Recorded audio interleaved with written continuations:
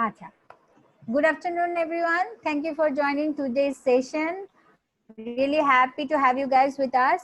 Today, as you guys know, today we are going to do Unity 3D game engine, building an awesome Arduino 2D game. So today we are doing this program with Arduino Community Bangladesh, and today we have with us Niaz bin Shiraj. He is a student of Russia University, and I would like him to introduce himself to you guys. And before I go further, one thing I just want to mention that in middle of our program, we will give you a link for registration, whoever did not register. So we need those people's email address. Since we are having some difficulties sending SMS, so we'll be sending email to everyone for the program link, Zoom link. So we'll provide you the registration link in middle of our program. So please, everyone, whoever would like to join these classes furthermore, need to register. Okay, thank you. I'll just hand it over to Niaz. Please, Niaz, introduce yourself and continue. Thank you.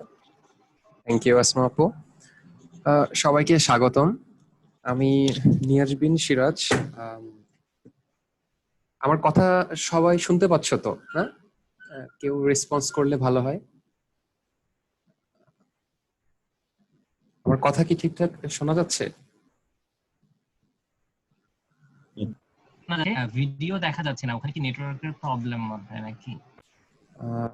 Video অবশ্য আমি এখনো screen share করিনি।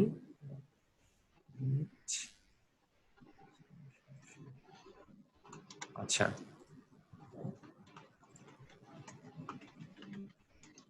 আচ্ছা, আমার স্ক্রিনটা কি দেখা যাচ্ছে ক্লিয়ার? হ্যাঁ, শেয়ার করা হচ্ছে, আমরা দেখতে পাচ্ছি শেয়ার স্ক্রিনটা। আচ্ছা, but I think আমাদের participant would like to see your face. Is it okay if you turn on your video camera? Sure. उसके पीछे है, उसके पीछे ना वो भी।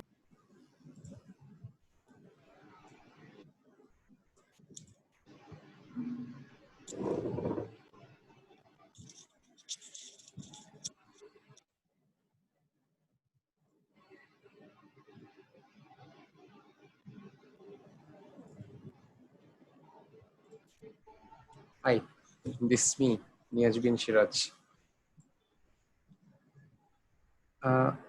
দেখা যাচ্ছে মনে ভাই? হ্যাঁ হ্যাঁ, দেখা যাচ্ছে। সো শুরু করতে পারো তুমি, সমস্যা নেই। আচ্ছা, ওকে এভরিওয়ান, আমি তোমাদের সাথে আছি নিয়াজ।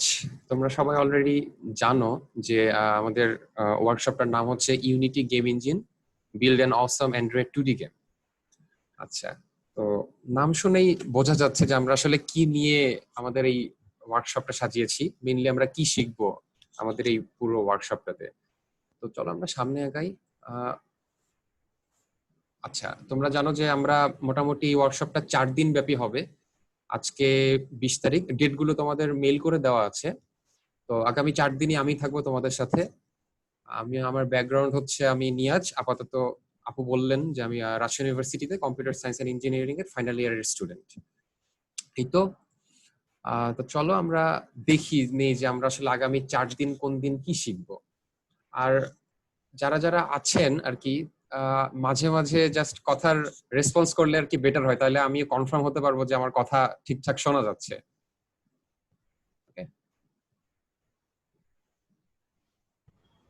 আচ্ছা, তো আজকে যেহেতু প্রথম ডে, আমরা আজকে মেইনলি ইউনিটি, আমরা যে নামটা টাইটেলে যে নামটা ছিল, ইউনিটি হচ্ছে একটা সফটওয়্যার, আপাতত সফটওয়্যার হিসেবেই চিনি জিনিসটাকে। এই ইউনিটি সফটওয়্যারটার ইন্টারফেসটা কিভাবে ইউজ করতে হয়, ইন্টারফেসের কোথায় কি আছে, কোন ট্যাবে কি আছে, কোনটার কাজ কি, এই বিষয়গুলো সম্পর্কে আমরা আজকে জানবো। এরপর নেক্সট ডেতে আমরা, যেহেতু আমাদের গেম ডেভেলপমেন্ট করতে গেলে কিছু কোড লাগবে, কিছু প্রোগ্রামিং আমাদের লাগবে, এবং আমাদের এই ওয়ার্কশপের প্রি রিকুইজিট হিসেবেও বেসিক কিছু প্রোগ্রামিং নলেজ লেখা ছিল।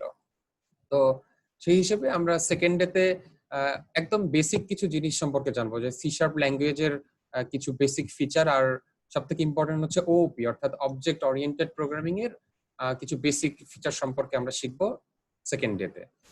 এরপর আমাদের থার্ড ডে থেকে মেইনলি আমরা আমাদের একটা গেম বানাবো। আমাদের পুরো ওয়ার্কশপে আমরা একটা 2D গেম বানাবো অ্যান্ড্রয়েড প্ল্যাটফর্মের জন্য, যেটা দিন শেষে আমরা আমাদের নিজেদের ডিভাইসে রান করে খেলতে পারবো। তো সেই গেমটা আমরা থার্ড ডে থেকে বানানো শুরু করব। তো থার্ড ডেতে কিছু অংশ আমরা কমপ্লিট করব, দেন কিছু অংশ বাকি থাকবে, সেটা আমরা ফোর্থ ডেতে যে বাকি অংশটুকু কমপ্লিট করব। এবং ফোর্থ ডেতে গেম কমপ্লিট করার পরে আমরা কিছু রিসোর্স সম্পর্কে জানবো, যে কোথায় থেকে কিভাবে কি করা যায়, প্লাস গেম ডেভেলপমেন্টের ক্যারিয়ার কিরকম হতে পারে, এই বিষয় সম্পর্কিত কিছু তথ্য আমরা জানবো লাস্ট ডেতে। তো শুরুতেই আমাদের আসলে জানা দরকার যে গেম ডেভেলপমেন্ট জিনিসটা কি, ঠিক আছে?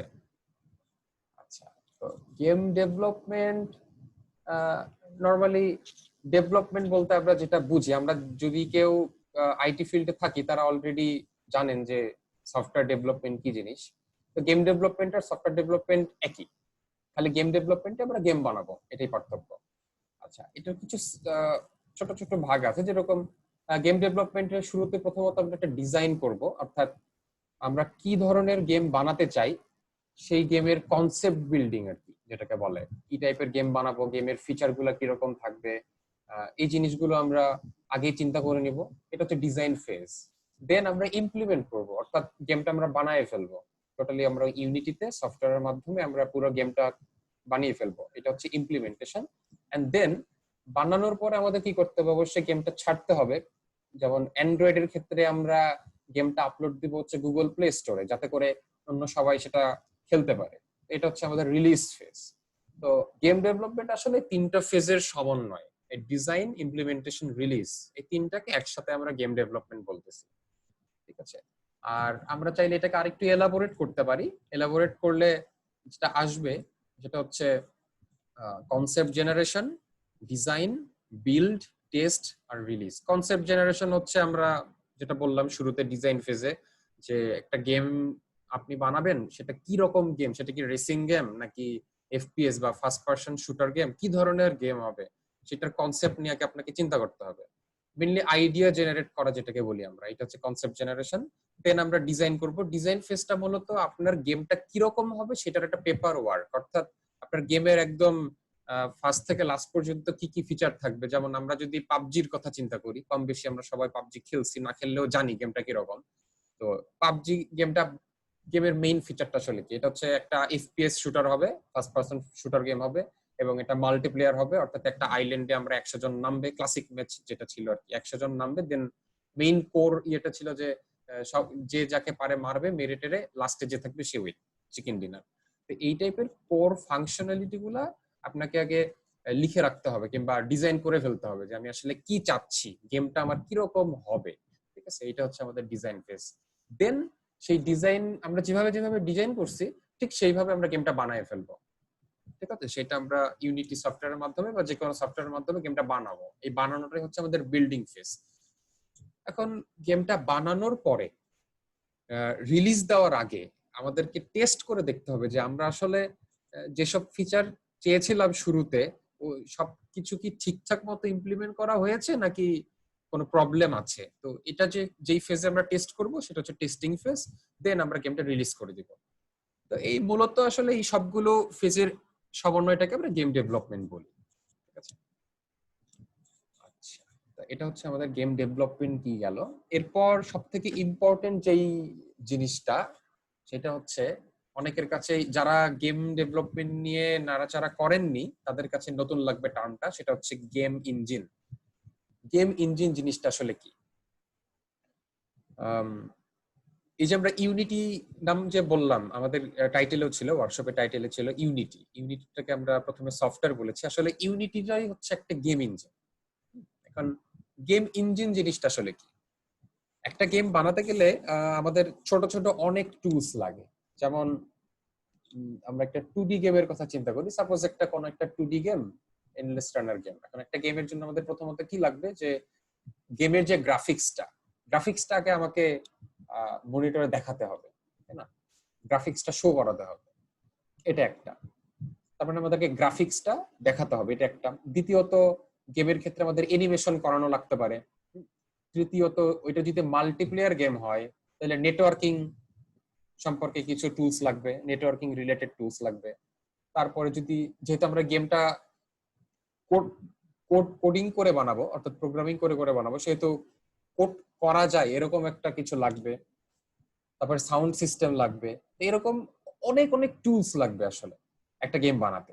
গেম ইঞ্জিন যেটা করে, এই যত টুলস দরকার একটা গেম বানাইতে যাবতীয় যত কিছু দরকার সবকিছু সে প্রোভাইড করবে। এই জন্য এটার নাম গেম ইঞ্জিন। অর্থাৎ এই একদম গ্রাফিক্স রেন্ডারার থেকে শুরু করে multiplayering, network solution, sound solution, animation, everything, every kind of tools সে আমাদেরকে প্রোভাইড করবে। যেমন ইউনিটি হচ্ছে একটা গেম ইঞ্জিন, ইউনিটির মাঝে যাবতীয় সবকিছু আছে, আমাদের একাধিক সফটওয়্যার ইউজ করতে হবে না মোটামুটি বলা যায়, ঠিক আছে? যেমন আমরা দেখি কি কি লাগে। প্রথমত রেন্ডারিং ইঞ্জিন, গেম ইঞ্জিন আমাদেরকে একটা রেন্ডারিং ইঞ্জিন প্রোভাইড করবে। রেন্ডারিং ইঞ্জিনের কাজ হচ্ছে 2D অথবা 3D গ্রাফিক্সটা রেন্ডার করা, অর্থাৎ ওই যে গ্রাফিক্স গুলো থাকবে ওগুলো যে স্ক্রিনে দেখাবে এই কাজটা সে আমাদেরকে করাই দিবে। এই রেন্ডারিং ইঞ্জিনটা আমাদেরকে ইউনিটি প্রোভাইড করবে, অর্থাৎ যে কোনো গেম ইঞ্জিনই একটা রেন্ডারিং ইঞ্জিন আমাদেরকে প্রোভাইড করে। ফিজিক্স ইঞ্জিন, আচ্ছা ফিজিক্স ইঞ্জিনটা কি কাজ করবে সেটা হচ্ছে, গেমটাও তো আসলে একটা ওয়ার্ল্ড, তাই না? একটা ভার্চুয়াল ওয়ার্ল্ড, অর্থাৎ আমাদের রিয়েল ওয়ার্ল্ডের যেরকম একটা ফিজিক্স আছে, অর্থাৎ রিয়েল ওয়ার্ল্ডে গ্র্যাভিটি আছে, দেন ফ্রিকশন আছে, অ্যাক্সেলারেশন আছে, ভেলোসিটি আছে। ফিজিক্স রিলেটেড যে জিনিসগুলো আছে এটা তো আমাদের এই গেমিং ভার্চুয়াল ওয়ার্ল্ডেও থাকতে হবে, তাই না? ওই জিনিসগুলো হ্যান্ডেল করতে হবে। তো ফিজিক্স রিলেটেড এভরিথিং হ্যান্ডেল করার দায়িত্ব যার, সেটা হচ্ছে আমাদের ফিজিক্স ইঞ্জিন। একই সাথে কলিশন ডিটেকশন, অর্থাৎ দুইটা অবজেক্ট, সাপোজ আমার ধরে একটা ফোন আর একটা ফোন, দুইটা ফোন যদি একটা আরেকটার সাথে সংঘর্ষ করি, কলাইড করি, তো এটার সাথে যে আরেকটা কিছু কলাইড হচ্ছে এটা তো ডিটেক্ট করতে হবে। তো এই ডিটেকশনের জন্য কলিশন ডিটেকশন নামে একটা টুলস লাগে, এটাও ফিজিক্স ইঞ্জিনই করে, এটাও ফিজিক্সেরই পার্ট একটা। তো এই টাইপের কাজগুলো আমাদেরকে ফিজিক্স ইঞ্জিন করে দেয়। তো ফিজিক্স ইঞ্জিনটাও গেম ইঞ্জিন প্রোভাইড করে। ইউনিটিতেও ফিজিক্স ইঞ্জিন আছে। ইউনিটিতে দুই ধরনের ফিজিক্স ইঞ্জিন আছে, একটা হচ্ছে 2D ফিজিক্স ইঞ্জিন, সেটা হচ্ছে আমাদের 2D গেমের ক্ষেত্রে লাগবে, আর একটা হচ্ছে 3D ফিজিক্স ইঞ্জিন। এরপর সাউন্ড সিস্টেম মেইনটেইন করানোর জন্য এটাও আমাদেরকে প্রোভাইড করবে গেম ইঞ্জিন। স্ক্রিপ্টিং, যেটাকে আমরা কোডিং বলতেছি, যেমন ইউনিটির ক্ষেত্রে আমরা C sharp programming language use করব, সি শার্পের মাধ্যমে আমরা কোডিং করব। তো স্ক্রিপ্টিং ফ্যাসিলিটিটাও আমাদেরকে গেম ইঞ্জিনই দিবে। দেন অ্যানিমেশন করতে পারবো। অ্যানিমেশনের জন্য চাইলে আমরা থার্ড পার্টি অন্য কোনো সফটওয়্যার ইউজ করতে পারবো, বাট ইউনিটি অ্যানিমেশন সাপোর্ট করে, ইউনিটির ভেতরেই আমরা অ্যানিমেশন করতে পারবো, সমস্যা নেই। 2D অ্যানিমেশনও করা যায়, 3D অ্যানিমেশনও করা যায়। আচ্ছা, আর্টিফিশিয়াল ইন্টেলিজেন্স, এটা একটা ইম্পর্টেন্ট ফ্যাক্ট। যেমন আমরা আগেকার যে গেমগুলো খেলতাম, এখন অনেক অনেক গেম বের হয় যে গেমগুলো আর কি মাল্টিপ্লেয়ার না, সোলো গেম। বিভিন্ন থাকে না যে কল অফ ডিউটির কিছু গেম আছে, দেন মাফিয়া 2, এই টাইপের কিছু গেম আছে, অ্যাসাসিন ক্রিড। এইসব গেমে, তো এইসব গেম তো আসলে নরমালি আমরা একা খেলি, একসাথে মাল্টিপ্লেয়ার পাবজির মতো তো অনেকজন মিলে খেলি না।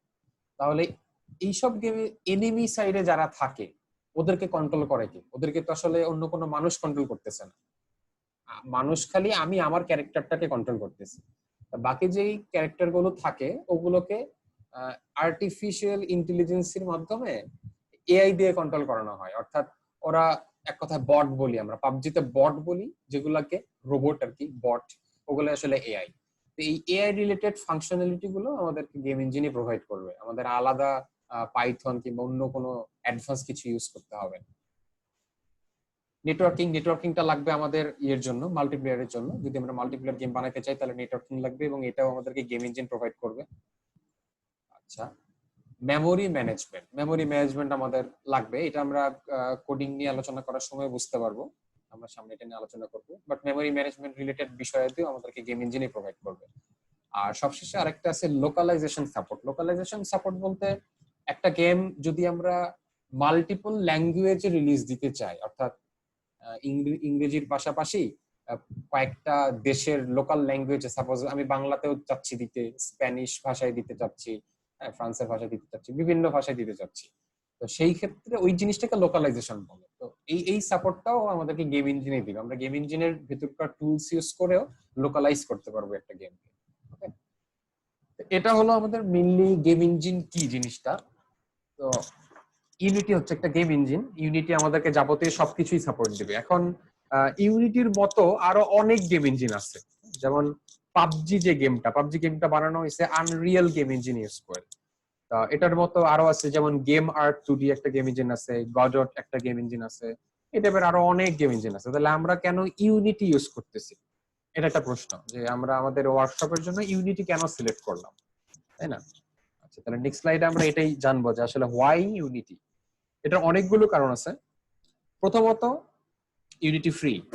ইউনিটির প্রো ভার্সনও আছে, আবার ফ্রি ভার্সনও আছে, বাট নরমালি শেখার জন্য আসলে ফ্রি দিয়েই কাজ হয়ে যায়, আমাদের প্রো দরকার হয় না। নরমালি আমরা ছোটখাটো যে গেম বানাতে চাই, ছোটখাটো না, আমরা ফ্রি ভার্সন দিয়ে একদম চাইলে ট্রিপল এ সাইজের গেমও বানাই ফেলতে পারবো, মানে একদম ওই যে কি বলে কল অফ ডিউটি টাইপের গেম বানাই ফেলতে পারবো ইউনিটি ফ্রি প্ল্যান দিয়ে। আচ্ছা, এটা একটা কারণ। এর থেকে ইম্পর্টেন্ট কারণ হচ্ছে এই হিউজ ইউজার বেস। এটা সব থেকে ইম্পর্টেন্ট একটা কারণ। কেন? কারণ হচ্ছে এটা নট অনলি গেম ডেভেলপমেন্ট, যে কোনো আইটি ফিল্ডের যে কোনো সফটওয়্যার ডেভেলপমেন্ট যখন আপনি শুরু করবেন, শুরুর দিকে আপনি প্রচুর প্রবলেম ফেস করবেন, অনেক অনেক প্রবলেম ফেস করবেন।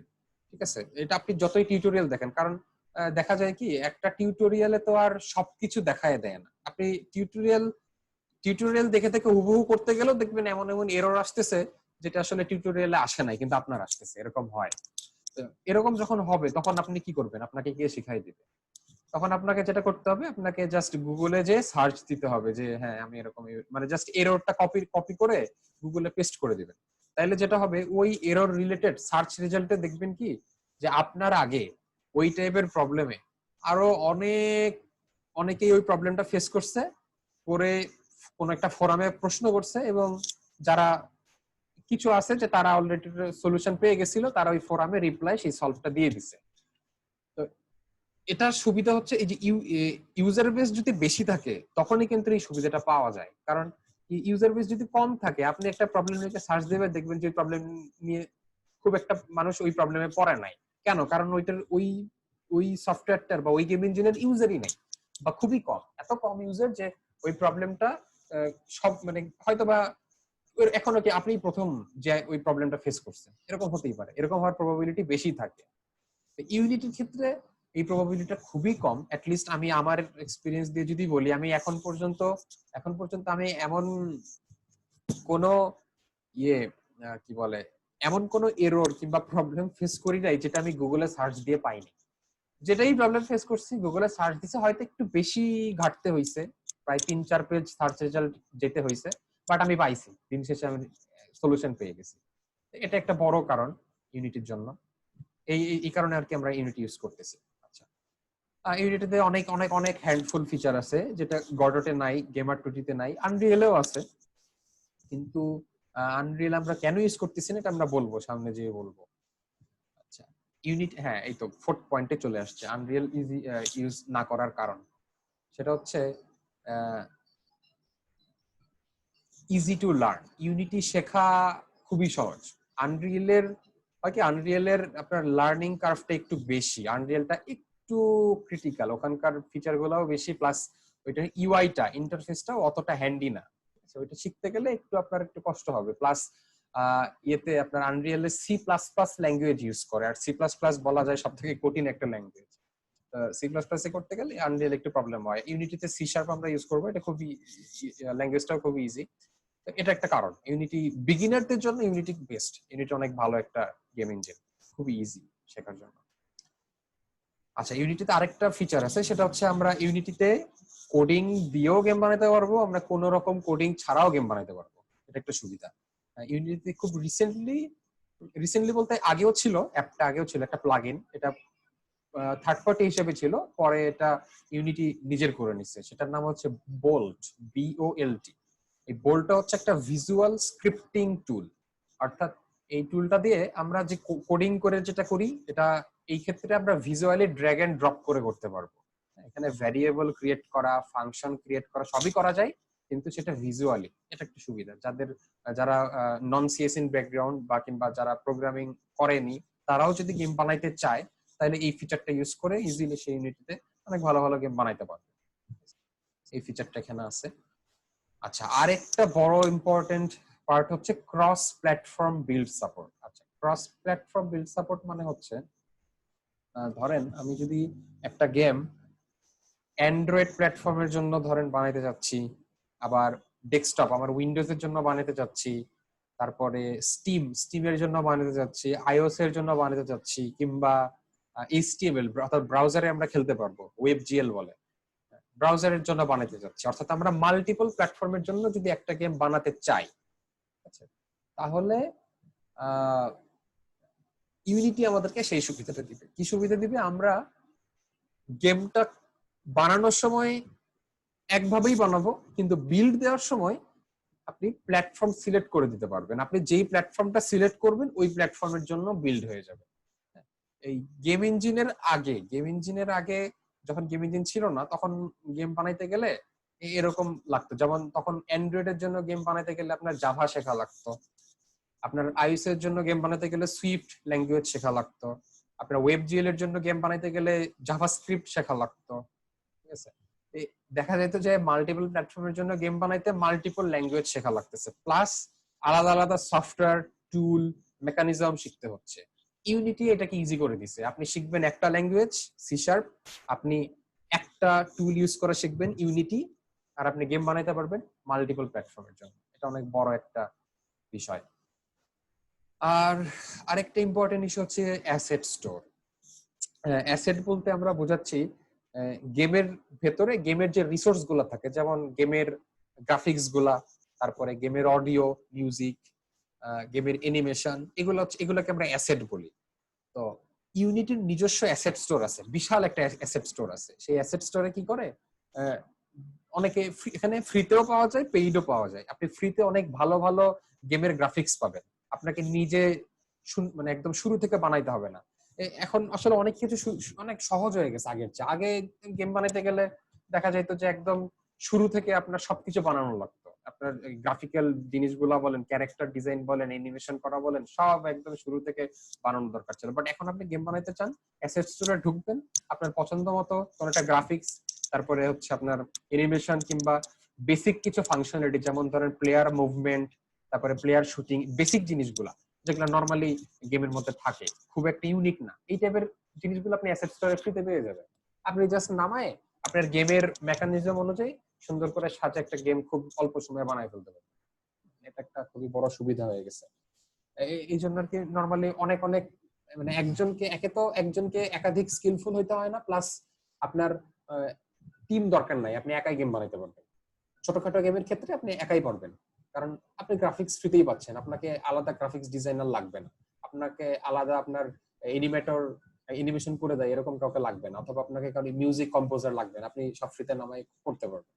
ফ্রিতে নামায় যদি পেইড করতে চাই, আপনার গেমটা যদি কমার্শিয়াল পারপাসে হয়, সেক্ষেত্রে আপনাকে এখানে যদি কপিরাইট ইস্যু থাকে, সেহেতু আপনাকে কিছু পে করতে হয়। আমরা আসবো, এটা আমরা লাস্ট দিনে আমরা এইসব সম্পর্কে জানবো। তো এই হলো কারণ, আমরা এই জন্যই মেইনলি ইউনিটি ইউজ করব। আর আমাদের পুরো ওয়ার্কশপে আমরা ইউনিটির অনেকগুলো ভার্সন আছে, আমরা আমাদের এই ওয়ার্কশপের জন্য একটা ভার্সন ইউজ করব, সেটা হচ্ছে ইউনিটি 2018.4.9 F1। এই ভার্সনটা আমরা ইউজ করব। আচ্ছা, একটু রেসপন্স করলে ভালো হয়। এই ওয়ার্কশপের ইয়েতে আপনাদেরকে কতগুলো সফটওয়্যার ইনস্টল করতে বলা হয়েছিল, ইউনিটি প্লাস একটা ড্রাইভ লিংক দেওয়া হয়েছিল, আপনারা কি সেসব করেছিলেন? জি ভাই, ডাউনলোড ভাই করে আমি ওয়ার্কশপের লিংকটা ইনভাইটেশন থেকে পেয়েছি, তাই এই লিংকগুলো আমার কাছে নেই। তবে ইউনিটি বা আগে থেকে আমি ইনস্টল করা আছে, তাই এটা সমস্যা হচ্ছে না, বাট ড্রাইভের লিংক আমি পাইনি। আচ্ছা, ঠিক আছে। ভাই আমি রেজিস্ট্রেশন করতে গেছিলাম, একটু ফেইল হচ্ছিল বারবার, পরে জুম লিংক দিয়ে আচ্ছা, ঠিক আছে, আমি ড্রাইভের লিংকটা এখানে দিয়ে দিচ্ছি, সমস্যা নেই। আর আমার আগে থেকে 2019 ইনস্টল করা ছিল, আমার কি তাহলে ওই 18টাই লাগবে, ওই যে লং টার্ম সাপোর্ট ভার্সন যেটা?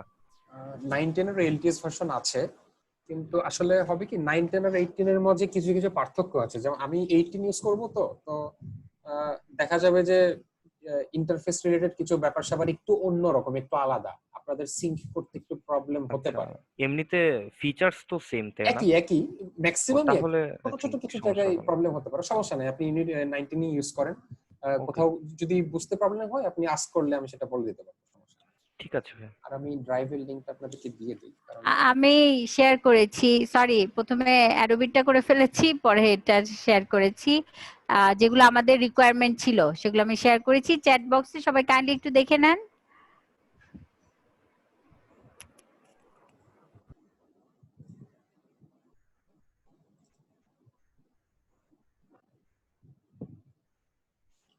ওইটা খুব বেশি বড় না, মাত্র 600 সামথিং এমবি। ওইটা আসলে দরকার, কারণ অ্যান্ড্রয়েড আজকে না হলেও হবে। আজকে আমরা নরমালি ওটা নিয়ে কাজ করব না, সমস্যা নেই। তবে আপনারা আজকের পরে ওইটা ডাউনলোড দিয়ে রেখেন, ঠিক আছে? ওটাতে মনে হয় দেখায় ওখানে 6টা সফটওয়্যার আছে।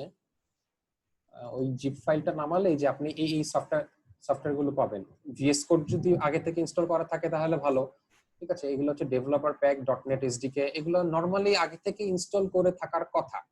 উইন্ডোজ 10 এ আগে থেকে থাকার কথা, যদি না থাকে আপনারা করে নিন। এটা হচ্ছে জেডিকে, জেআরই, এগুলো ইনস্টল করা থাকলে ভালো, না হলে করে নিন। আর সবথেকে ইম্পর্টেন্ট আমাদের অ্যান্ড্রয়েড এসডিকেটা ইনস্টল করতে হবে। অ্যান্ড্রয়েড এসডিকে আসলে এখন ইনস্টল করাটা একটু ঝামেলা, আগে খুবই সহজ ছিল। আগে আপনাদের একটা ওই অ্যান্ড্রয়েড স্টুডিও থেকে ওরা একটা দিত, এই এসডিকে ম্যানেজার নামে একটা সফটওয়্যার নামাইতে দিত আলাদাভাবে। এখন সেটা দেয় না, এখন আপনাদেরকে পুরো অ্যান্ড্রয়েড স্টুডিওটাই নামাতে হবে। এখন অ্যান্ড্রয়েড স্টুডিও নামাতে গেলে এটা অনেক হিউজ বড় একটা সফটওয়্যার, সময় সাপেক্ষ। আপনার আসলে অ্যান্ড্রয়েড স্টুডিও দরকার নাই, খালি এসডিকে ম্যানেজার দরকার। সেই জন্য আরেকটা ওয়ে আছে, সেটা হচ্ছে এই টুলসটা এখানে কমান্ড লাইনে কাজ করতে হয়। আমি এখানে আপনাদের জিপ ফাইলে আমি ইনস্ট্রাকশন দিয়ে দিয়েছি, এই যে এই টেক্সট ফাইলটা আছে, এখানে সবকিছু স্টেপস দেওয়া আছে যে কিভাবে কি করতে হবে। আপনারা এটা দেখে দেখে করতে পারবেন। যদি সমস্যা হয় আমি নেক্সট ডেতে আমাকে বললে আমি এটা আবার দেখাই দিতে পারবো, সমস্যা নেই।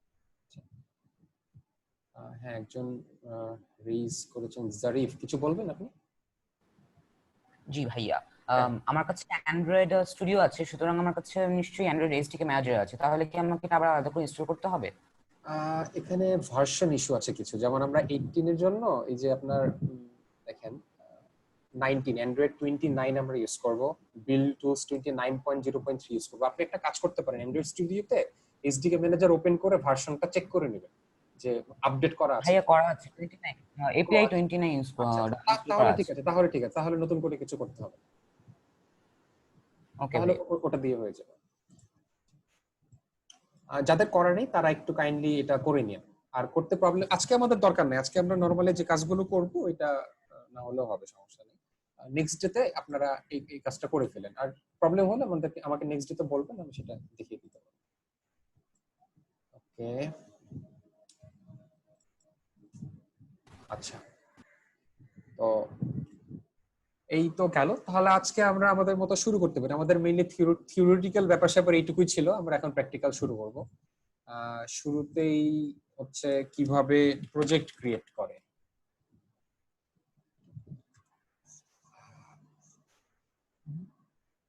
আচ্ছা, আপনাদের সবার কি এই ইউনিটি ইনস্টল করা আছে? মানে ইনস্টল করা নেই এরকম কয়জন আছেন?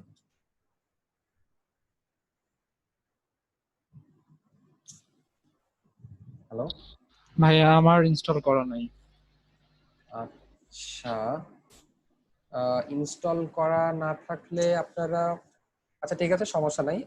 আজকেরটা দেখেন, এমনিতে দেখুন, আর নেক্সট ডেতে ইনস্টল করে ফেলেন। এটা অবশ্যই ইনস্টল হতে অনেক সময় লাগে। ইনস্টল হওয়ার থেকে বেশি ইম্পর্টেন্ট যে নামানো, একটু বড় তো টাইম লাগবে আর কি। এবার সমস্যা নেই, আমাদের নেক্সট ইয়েটা মনে হয় আরো 2 দিন পরে 22 তারিখে। এর মাঝে আপনি যাদের করা নেই আর কি ইউনিটিটা, তারা ইনস্টল করে রেখেন।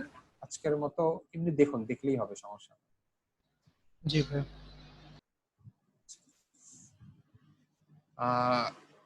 আমরা একদম স্ক্র্যাচ থেকে শুরু করছি। আমরা নরমালি এখন যেটা করব, সফটওয়্যারটা ওপেন করব।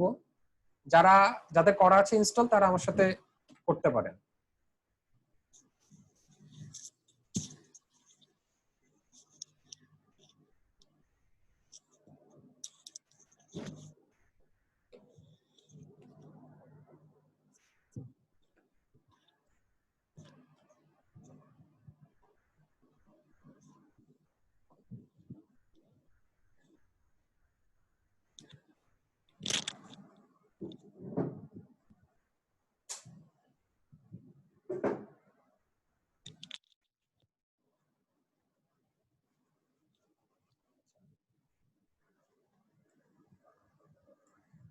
সময় লাগে ওপেন হতে।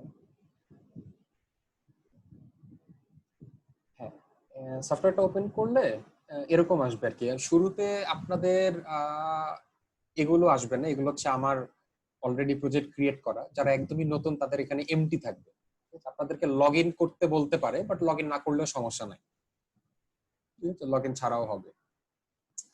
আচ্ছা, এরপর যেটা করতে হবে যে নিউ লেখা, নিউ, আমরা নিউ প্রজেক্ট ক্রিয়েট করব, একটা গেমিং একটা প্রজেক্ট ক্রিয়েট করব। এখানে ক্লিক করতে হবে।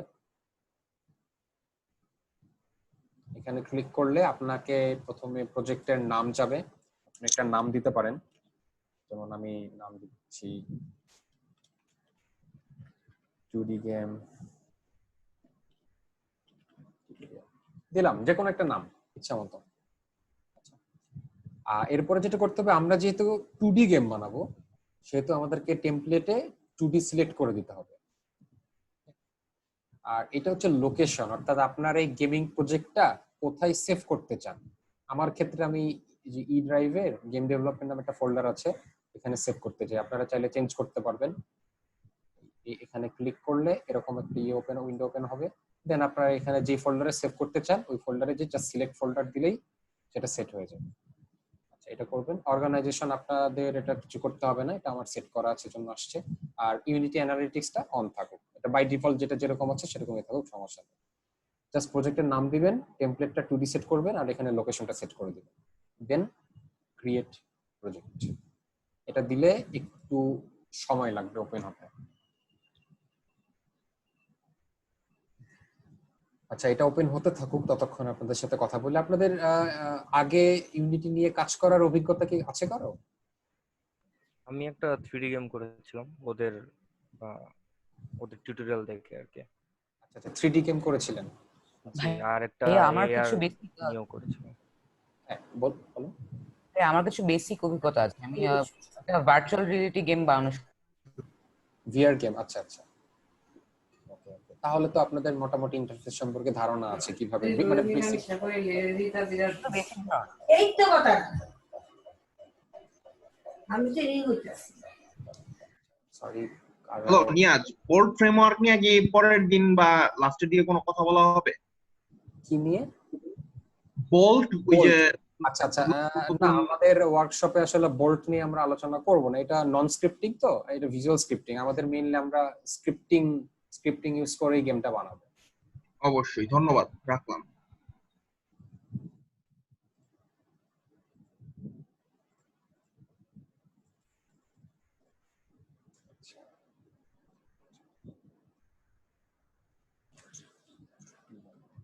ভালোই সময় লাগতেছে।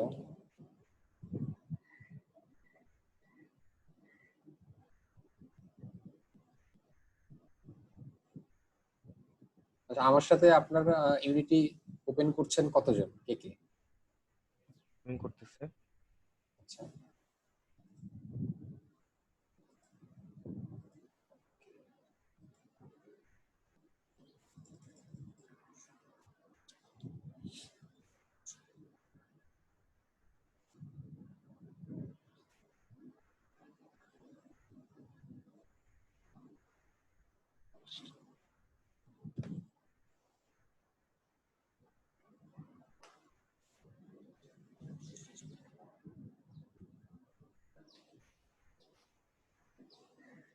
আচ্ছা, যে ভাইয়া বলছিলেন 3D গেম বানিয়েছেন, এটা কি মানে এমনি জাস্ট পার্সোনাল নিজের না, মানে? ওই যে মাইক্রো এফপিএস, ওই যে ওদের যে একটা টিউটোরিয়াল আছে না, জাস্ট শেখার জন্য আর কি বানিয়েছিলাম। আচ্ছা আচ্ছা আচ্ছা, এন্ড ওইটা ওদের ওয়েবসাইটেও আর কি পাবলিশ করেছিলাম।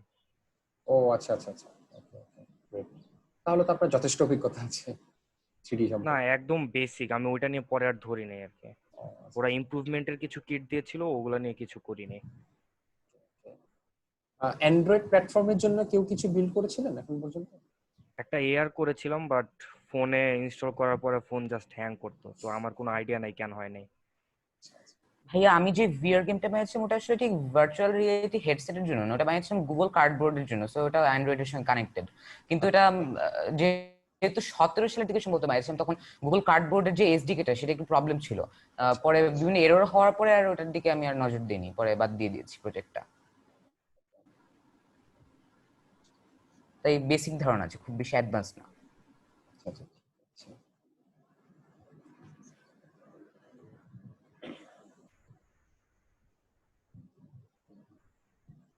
আমাদের ওয়ার্কশপটাও মেইনলি আসলে বেসিকই বলা চলে, বাট বেসিক হলো নর্মালি আমরা পুরো ওয়ার্কশপটাতে ফোকাস করবো হচ্ছে 2D গেম নিয়ে। আমরা 2D ফিল্ডেই থাকবো, প্লাস অ্যান্ড্রয়েড প্ল্যাটফর্মের জন্য যে আমরা কিভাবে 2D তে গেম বানিয়ে অ্যান্ড্রয়েডে খেলতে পারি। আচ্ছা, প্রজেক্টটা ওপেন হলো। আমার সাথে যারা যারা ওপেন করেছিলেন তাদের কি ওপেন হয়েছে সবার? জি ভাইয়া।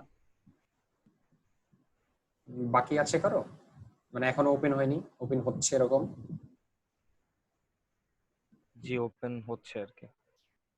ঠিক আছে, আমি কথাবার্তা বলা শুরু করতে পারি। আচ্ছা, এইটা হচ্ছে আমাদের ইউনিটি গেম ইঞ্জিন। গেম ইঞ্জিনটা যখন আমরা প্রথম ওপেন করব তখন এরকম দেখা যাবে। এরকম দেখা নাও যেতে পারে।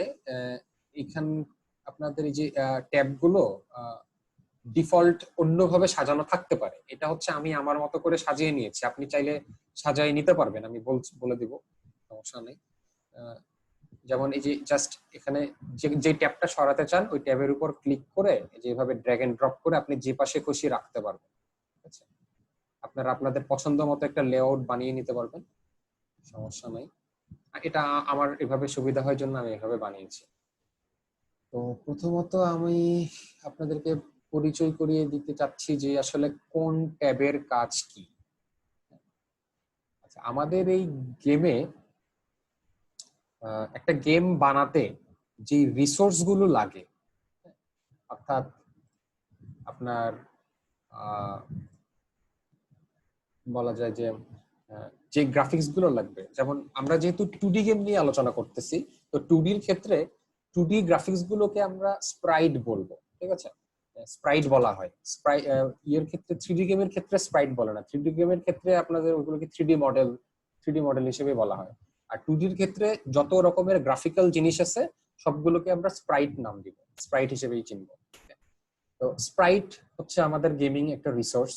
দেন অডিও যেগুলো থাকবে, মিউজিক, ব্যাকগ্রাউন্ড মিউজিক, কিংবা গেমের যে সাউন্ড এফেক্টস গুলা, যেমন ক্লিক সাউন্ড, দেন ফায়ার করলে ফায়ারিং সাউন্ড, রিলোড সাউন্ড, এই সাউন্ড গুলা। তারপরে স্ক্রিপ্ট, যে স্ক্রিপ্ট গুলো আমরা লিখবো, যে কোড গুলো আমরা করব সেগুলো।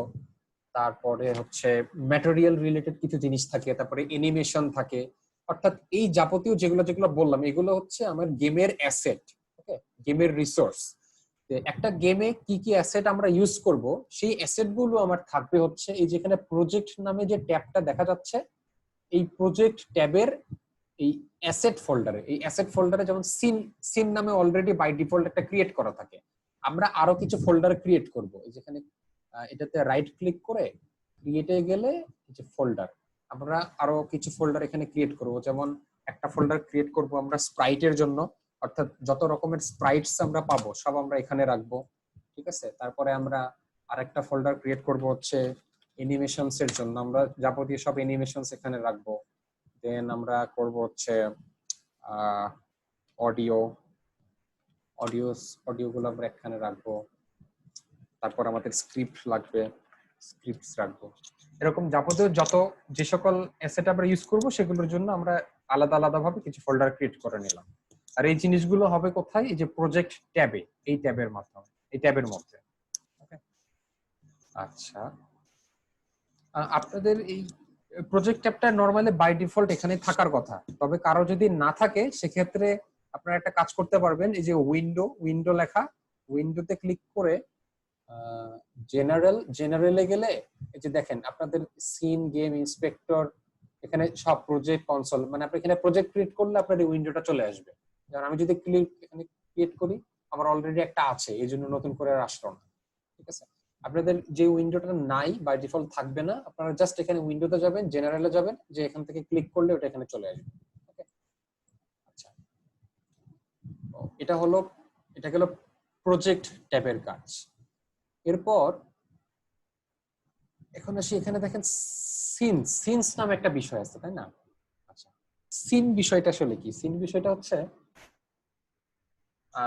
আমরা গেম খেলার সময়, গেম যখন প্লে করি তখন প্রথমত একটা মেনু সিন থাকে, তাই না?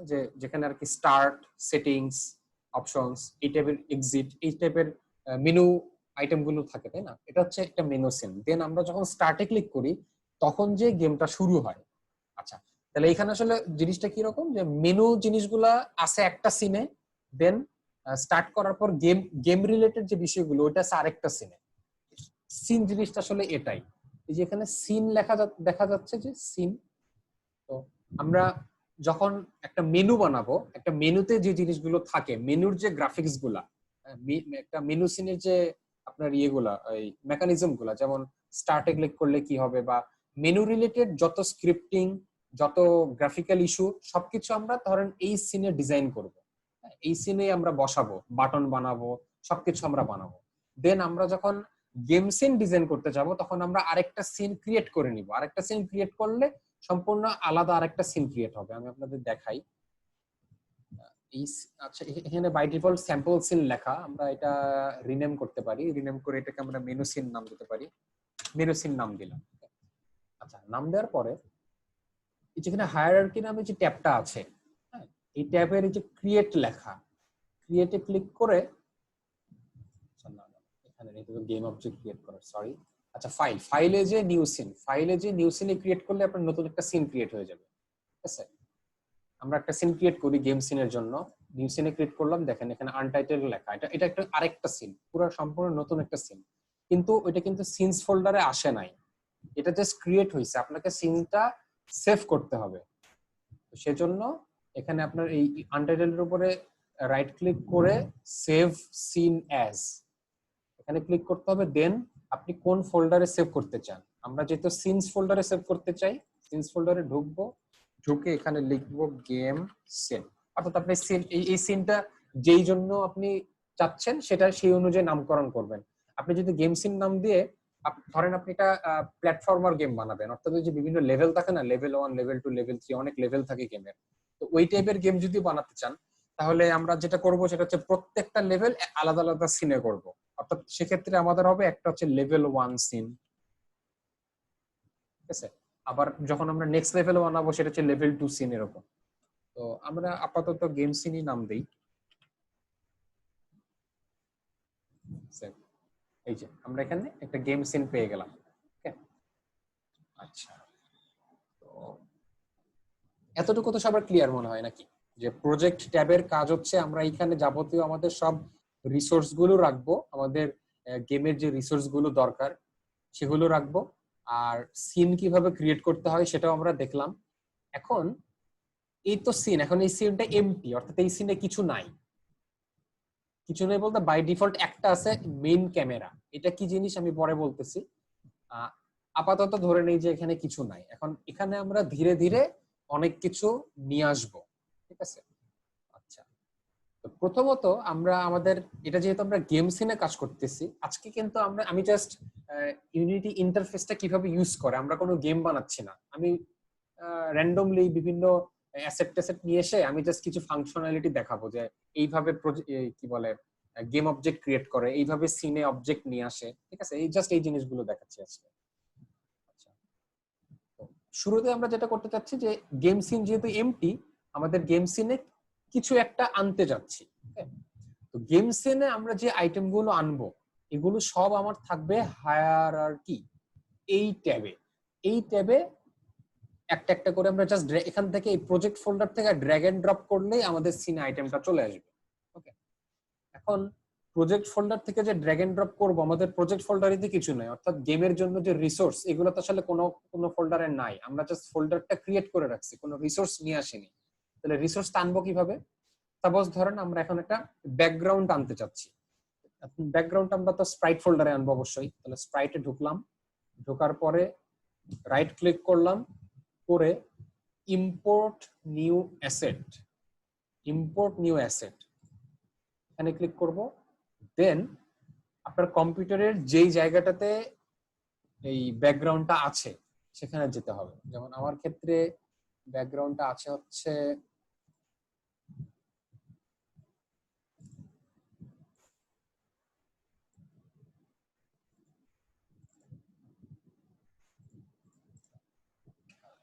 আচ্ছা, যে সিলেক্ট হয়ে গেছে আর কি, ব্যাকগ্রাউন্ডে ওখানে জাস্ট ক্লিক করলেই এটা চলে আসবে। এই যে দেখুন এখানে ব্যাকগ্রাউন্ডটা চলে আসছে। আচ্ছা, আরো একটা আছে, আমার তো ব্যাকগ্রাউন্ডের সাথে ক্যারেক্টারও লাগবে। এই যে ক্যারেক্টার, জাস্ট যেটা আনতে চান সিলেক্ট করে ইম্পোর্ট করে দিলেই ক্যারেক্টারটা চলে আসবে। ঠিক আছে, এটা হচ্ছে আমরা কিভাবে ইম্পোর্ট করতে পারবো। আমি জাস্ট দুইটা স্প্রাইট ইম্পোর্ট করলাম। আপনাদের যতগুলো স্প্রাইট ইম্পোর্ট করা দরকার গেমের জন্য, যতগুলো গ্রাফিক্যাল ইস্যু জিনিসপাতি সব আপনারা এইভাবে ইম্পোর্ট করতে পারবেন। আচ্ছা, আমি বলে যাচ্ছি আর কি, কারো কোনো কোশ্চেন থাকলে, প্রবলেম থাকলে রেইজ হ্যান্ড করা যায়, আপনারা সেটা করবেন, অথবা আমাকে থামিয়ে দিয়ে জিজ্ঞেস করতে পারেন, কোনো সমস্যা নেই। ঠিক আছে, যে কোনো প্রবলেম হলে আমাকে আস্ক করবেন। আচ্ছা, তো আমরা আপাতত ব্যাকগ্রাউন্ড আর ক্যারেক্টারটা নিয়ে আসলাম। কোথায় নিয়ে আসলাম? প্রজেক্ট ফোল্ডারে, মানে আপাতত রিসোর্স হিসেবে আছে। এটাকে আমরা এখনো সিনে কিন্তু নিয়ে আসিনি, কারণ সিনে কিছু দেখা যাচ্ছে না। আচ্ছা, তা আমরা ব্যাকগ্রাউন্ডটাকে আপাতত সিনে আনতে চাচ্ছি। তাহলে কি করবো? যে ব্যাকগ্রাউন্ডটা ধরে জাস্ট ড্র্যাগ এন্ড ড্রপ। ওকে, আমি আবার দেখাই, এটা নিয়ে জাস্ট হায়ারার্কিতে এনে ছেড়ে দিব। তাহলে দেখেন সিনে আমার ব্যাকগ্রাউন্ডটা দেখা যাচ্ছে, অর্থাৎ এই ব্যাকগ্রাউন্ডটা সিনে চলে আসছে। ঠিক আছে, আচ্ছা, এখন সিনে আসছে, ভালো কথা। এখন আপনারা দেখতে পাই একটা রেক্টেঙ্গুলার শেপ দেখা যাচ্ছে সাইডে, তাই না? এটা কি? এইটা হচ্ছে আমাদের ক্যামেরার বাউন্ডারি, অর্থাৎ আমাদের ফোনের যে স্ক্রিনটা, ফোনের স্ক্রিনের বাউন্ডারিটাই হচ্ছে আমাদের এই রেক্টেঙ্গুলার শেপটা। অর্থাৎ এই রেক্টেঙ্গুলার শেপের মধ্যে আপনি যেই গ্রাফিক্সটা যেভাবে রাখবেন আপনার মোবাইলের ডিভাইসে, ঠিক সেই গ্রাফিক্স সেভাবেই দেখা যাবে। ওকে, যেহেতু আমাদের দেখেন ব্যাকগ্রাউন্ডটা কিরকম আছে, একদম মাঝখানে আছে, অর্থাৎ এই যে কিছু অংশ ফাঁকা দেখা যাচ্ছে, আমাদের ফোনে নিলেও কিছু অংশ ফাঁকাই দেখা যাবে। এখন কথা হচ্ছে আমরা বুঝবো কিভাবে ফোনে নিলে কিরকম দেখা যাবে? এই জন্য কি ফোনে আবার প্লে করে দেখতে হবে বারবার? আসলে না, সেজন্য যেটা করবেন, এই যে সিনের ডান পাশ, হ্যাঁ কেউ কিছু বলবেন? হ্যালো, ওকে, আচ্ছা আচ্ছা, সিনের ডান পাশে দেখেন গেম নামে একটা ট্যাব আছে, গেমে ক্লিক করেন। দেখেন এই গেমে ক্লিক করলে আপনি ঠিক যেরকম দেখতে পাচ্ছেন একদম আপনার ফোনেও ঠিক সেরকমই দেখতে পাবেন। হ্যাঁ, আমরা গেমটা মেইনলি একটা গেম বানানোর পরে বা বানাতে বানাতে টেস্টিংটা আমরা এখানেই করব। এখানে আমরা গেম খেলতে পারবো। যেমন এই যেখানে প্লে বাটন আছে, প্লে বাটনে ক্লিক করলে আমরা এইখানেই গেমগুলো টেস্ট করে করে দেখতে পারবো। ওকে, তো এখন এখানে তো আমাদের প্রবলেম হচ্ছে, একটা প্রবলেমটা কি, আমাদের ব্যাকগ্রাউন্ডটা আসলে পুরোটা জুড়ে থাকার কথা, তাই না? কিন্তু এখানে তো কিছু কিছু অংশ ফাঁকা দেখা যাচ্ছে।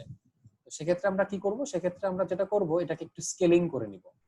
আচ্ছা, স্কেলিং করা মানে কি? স্কেলিং করা মানে ছোট বড় করা। তো সেজন্য যেটা করতে হবে, আমরা এই ব্যাকগ্রাউন্ড, এই যে লেখা হায়ারার্কি, এটাতে ক্লিক করব। হায়ারার্কিতে যে জিনিসগুলো থাকবে এগুলোর একটা নাম আছে, এগুলোকে বলা হয় গেম অবজেক্ট। আপনি এখানে যা রাখবেন, এরপরে আমরা যত কিছু আনবো সবগুলোকে আমরা গেম অবজেক্ট বলবো। যেমন ব্যাকগ্রাউন্ডটা এটা এখন একটা গেম অবজেক্ট হিসেবে আছে, যেমন উপরে মেইন ক্যামেরা এটা একটা গেম অবজেক্ট হিসেবে আছে। ঠিক আছে, আচ্ছা, তো আমাদের এখন যেটা করতে হবে, ব্যাকগ্রাউন্ডটাকে বড় করতে হবে, নাহলে পুরো ক্যামেরা জুড়ে কিন্তু আসে না এই জিনিসটা। তো সেজন্য যেটা করবো, আমরা ব্যাকগ্রাউন্ডটা একটা ক্লিক করব, ক্লিক করে এই যে দেখেন এখানে ক্লিক করলেই এই যে নীল কিছু ডট দেখা যাচ্ছে চারদিকে, তাই না? এখানে ক্লিক করে আমরা ছোট বড় করতে পারবো। হ্যাঁ, ছোট বড় করতে পারবো। কিন্তু দেখেন আমরা যদি ছোট বড় নরমালি করতে যাই, এটার অ্যাসপেক্ট রেশিওটা কিন্তু চেঞ্জ হয়ে যাচ্ছে। অর্থাৎ শুরুতে আমরা যখন ইম্পোর্ট করেছিলাম তখন এটার হাইট এবং লেন্থে যে রেশিও ছিল, এটা বড় করার পরে যে ওই রকমই থাকবে কিনা তার কোনো গ্যারান্টি নেই, তাই না? এটা কিন্তু একটা প্রবলেম। আপনি যখন একটা ক্যারেক্টার নিবেন, বড় করার পরে দেখবেন যে ক্যারেক্টারটা চ্যাপ্টা হয়ে গেছে, এটা একটা সমস্যা। সেজন্য আমি কন্ট্রোল জেড দিয়ে আন্ডু করলাম। সেজন্য যেটা করতে হবে, আপনার শিফট, আমাদের কিবোর্ডের শিফট কিটা চেপে ধরে তারপর এটা ধরে আপনি যত ছোট বড় করেন, দেখেন অ্যাসপেক্ট রেশিওটা কনস্ট্যান্ট আছে, অ্যাসপেক্ট রেশিওটা কোনো চেঞ্জ হবে না, ঠিক আছে? একদম যেরকম ছিল জাস্ট ওইভাবেই বড় হয়ে যাবে। ওকে, শিফট ধরতে হবে আর কি। তো তার আগে আমাদেরকে এটাকে মুভ করাবো কিভাবে? জাস্ট এই মাউস দিয়ে ক্লিক করে আপনাকে নরমালি এইভাবে মুভ করে দিতে পারবেন। ওকে, তাহলে আমরা একদম এখানে কানায় কানায় নিয়ে শিফট চেপে ধরে এটাকে বড় করে নিলাম। এখন আপনি গেম সিনে যান, দেখেন পুরোটা জুড়েই দেখা যাচ্ছে। আচ্ছা, যাদের ইউনিটি ইনস্টল দেওয়া হয়নি তাদের ঘাবড়ানোর সমস্যা নাই, আপনারা দিয়ে রেখেন। আমরা যেহেতু থার্ড ডে থেকে মেইনলি গেম নতুন একটা একদম টোটাল একটা গেম বানাবো, সে তখন আমরা আবার এই কাজগুলোই করব। সুতরাং এখন জাস্ট দেখে যান, পরবর্তীতে আপনারা আবার এটা করবেন, অসুবিধা নেই। আচ্ছা, তো এই গেল কিভাবে একটা গেম অবজেক্টকে ছোট বড় করা যায়, ঠিক আছে?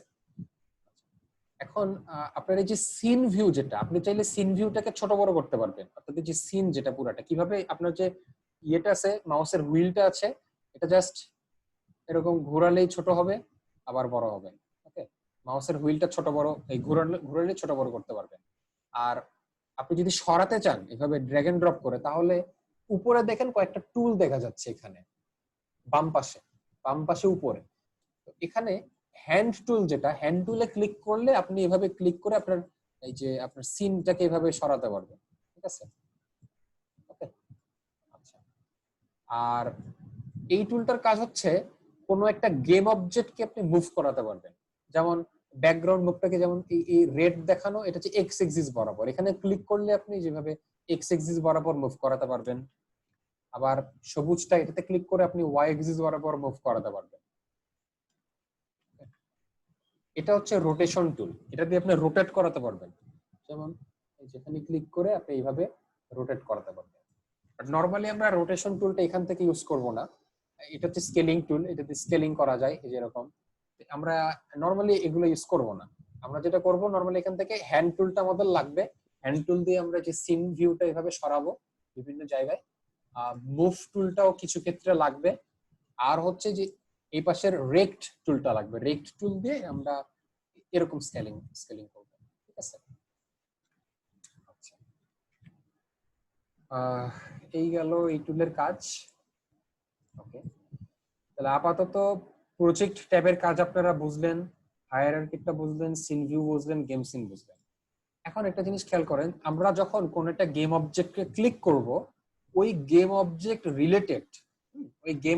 রিলেটেড কিছু ফিচার আপনি এই ডান পাশে দেখতে পাবেন। এই যে ইন্সপেক্টর ট্যাবে কিছু ইনফরমেশন আপনারা দেখতে পাবেন। আচ্ছা, আমি আরো একটা গেম অবজেক্ট অ্যাড করি। যেমন ক্যারেক্টার গেম অবজেক্ট আমি ড্র্যাগ এন্ড ড্রপ করলাম, এটা এই জায়গায় আছে, এটাকে আমি একটু স্কেলিং করে নেই সুবিধা মতো। স্কেলিং করলাম, পরে এটাকে মুভ করে আমি এখানে রাখলাম, ঠিক আছে? তো দেখেন ক্যারেক্টার দিয়ে দেখাই, একটা গেম অবজেক্টে ক্লিক করলে ইন্সপেক্টরে আপনি কতগুলো ডেটা দেখতে পাবেন। আচ্ছা, তো এই ইন্সপেক্টরে এই যে দেখেন তীর চিহ্ন দিয়ে দেওয়া আছে, এই এক একটা, যেমন ট্রান্সফর্ম, স্প্রাইট রেন্ডারার, এগুলোকে বলা হয় কম্পোনেন্ট। প্রত্যেকটা গেম অবজেক্টের এরকম কিছু কম্পোনেন্ট থাকবে, যেমন ট্রান্সফর্ম একটা কম্পোনেন্ট, স্প্রাইট রেন্ডারার একটা কম্পোনেন্ট।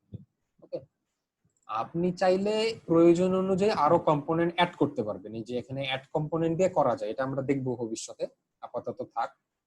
তো এটার নাম ইন্সপেক্টর কেন হলো? কারণ হচ্ছে আপনি এখানে ইন্সপেক্ট করতে পারবেন। যেমন ধরেন আমি যখন আমার ক্যারেক্টারটাকে মুভ করাবো, সাপোজ দেখেন আমি যদি এক্স বরাবর মুভ করি, আপনার ইন্সপেক্টরের ট্রান্সফর্মের পজিশনে দেখেন এই এক্স এর ভ্যালুটা চেঞ্জ হচ্ছে, চেঞ্জ হচ্ছে। আচ্ছা, আবার আমি যদি রোটেট করি এখানকার রোটেশনটাও চেঞ্জ হবে, এই রোটেশনের জেড ভ্যালুটা চেঞ্জ হচ্ছে। ঠিক আছে, তো এখানে ইন্সপেক্ট করতে পারবো আমরা এইসব জিনিসগুলো, এই জন্য এটার নাম ইন্সপেক্টর। এখন এই যে ট্রান্সফর্ম নামে যে কম্পোনেন্টটা, এই কম্পোনেন্টে কিছু আইটেম আছে দেখেন, পজিশন, রোটেশন আর স্কেল। আচ্ছা, যেহেতু আমরা 2D গেম বানাচ্ছি, এটা হচ্ছে এই 2D সিনটা হচ্ছে নরমালি আমাদের একটা 2D গ্রাফ। আমরা ছোটবেলায় ম্যাথ করতাম না, 2D গ্রাফ প্লট করতাম, এক্স এক্সিস ওয়াই, নরমালি যে ম্যাথটা করতাম একদম ওইটাই। যেহেতু এটা 2D একটা গ্রাফ, সুতরাং এটার একটা এক্স এক্সিস আছে এবং একটা ওয়াই এক্সিস আছে, এবং এই গ্রাফটার মূল বিন্দু হচ্ছে এই যে এটা একদম এইখানে। যেমন আপনি যদি এখানে এক্স ওয়াই 0 0 করে দেন, এই যে 0 0 করে দেন, তাহলে দেখেন আমাদের ক্যারেক্টারটা একদম মূল বিন্দুতে চলে আসছে। ঠিক আছে, তো আমরা তো মূল বিন্দুতে রাখবো না, আমরা ক্যারেক্টারটা রাখতে চাচ্ছি এইখানে। এই জায়গাটার স্থানাঙ্ক কত? -7.23 -2.99। এই জিনিসগুলো আমাদের লাগে, এগুলো আমাদের লাগবে হচ্ছে আমরা যখন একটা ক্যারেক্টারকে মুভ করাবো কিংবা কোনো একটা এনিমিকে স্পন করাবো, তখন আমাদের এই ডেটাগুলো নিয়ে আমাদের কাজ করতে হবে কোড করার সময়। ঠিক আছে, আমরা তখন দেখবো, আপাতত জাস্ট বুঝলেই হবে। স্কেলিংটা কি? স্কেলিং হচ্ছে এক্স এর দিকে কতটুকু, যেমন আমরা যদি 1 1 জেড এর কোনো এখানে আসলে জেড নিয়ে আমাদের কোনো কাজ নাই, কারণ যেহেতু এটা 2D এর ক্ষেত্রে আমরা জাস্ট দুইটা কোঅর্ডিনেট নিয়ে কাজ করব, যেটা আমাদের দরকার নেই। 1 1 মানে হচ্ছে এটা হচ্ছে আমাদের একদম আইডিয়াল স্কেলটাকে, অর্থাৎ আমরা যেই স্কেলে আমাদের ক্যারেক্টারটাকে ইম্পোর্ট করছিলাম, কিন্তু আমাদের গেমে যেহেতু এত বড় থাকবে না, সেহেতু আমরা এটাকে ছোট করে নিই।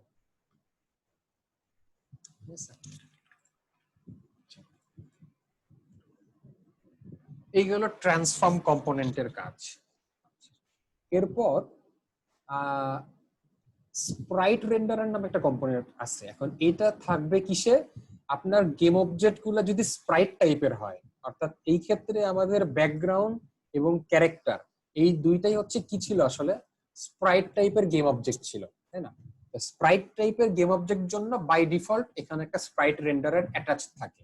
ঠিক আছে, তো এই স্প্রাইট রেন্ডারারের মধ্যে এই স্প্রাইট নামের যে ফোল্ডারটা, এখানে আপনি চাইলে স্প্রাইট চেঞ্জ করতে পারবেন ক্যারেক্টারের জায়গায়।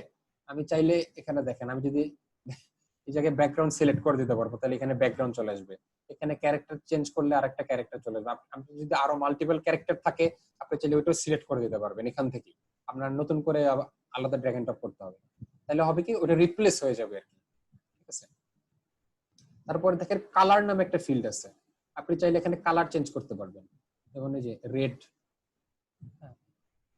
বিভিন্ন রকম কালার শেড আসবে।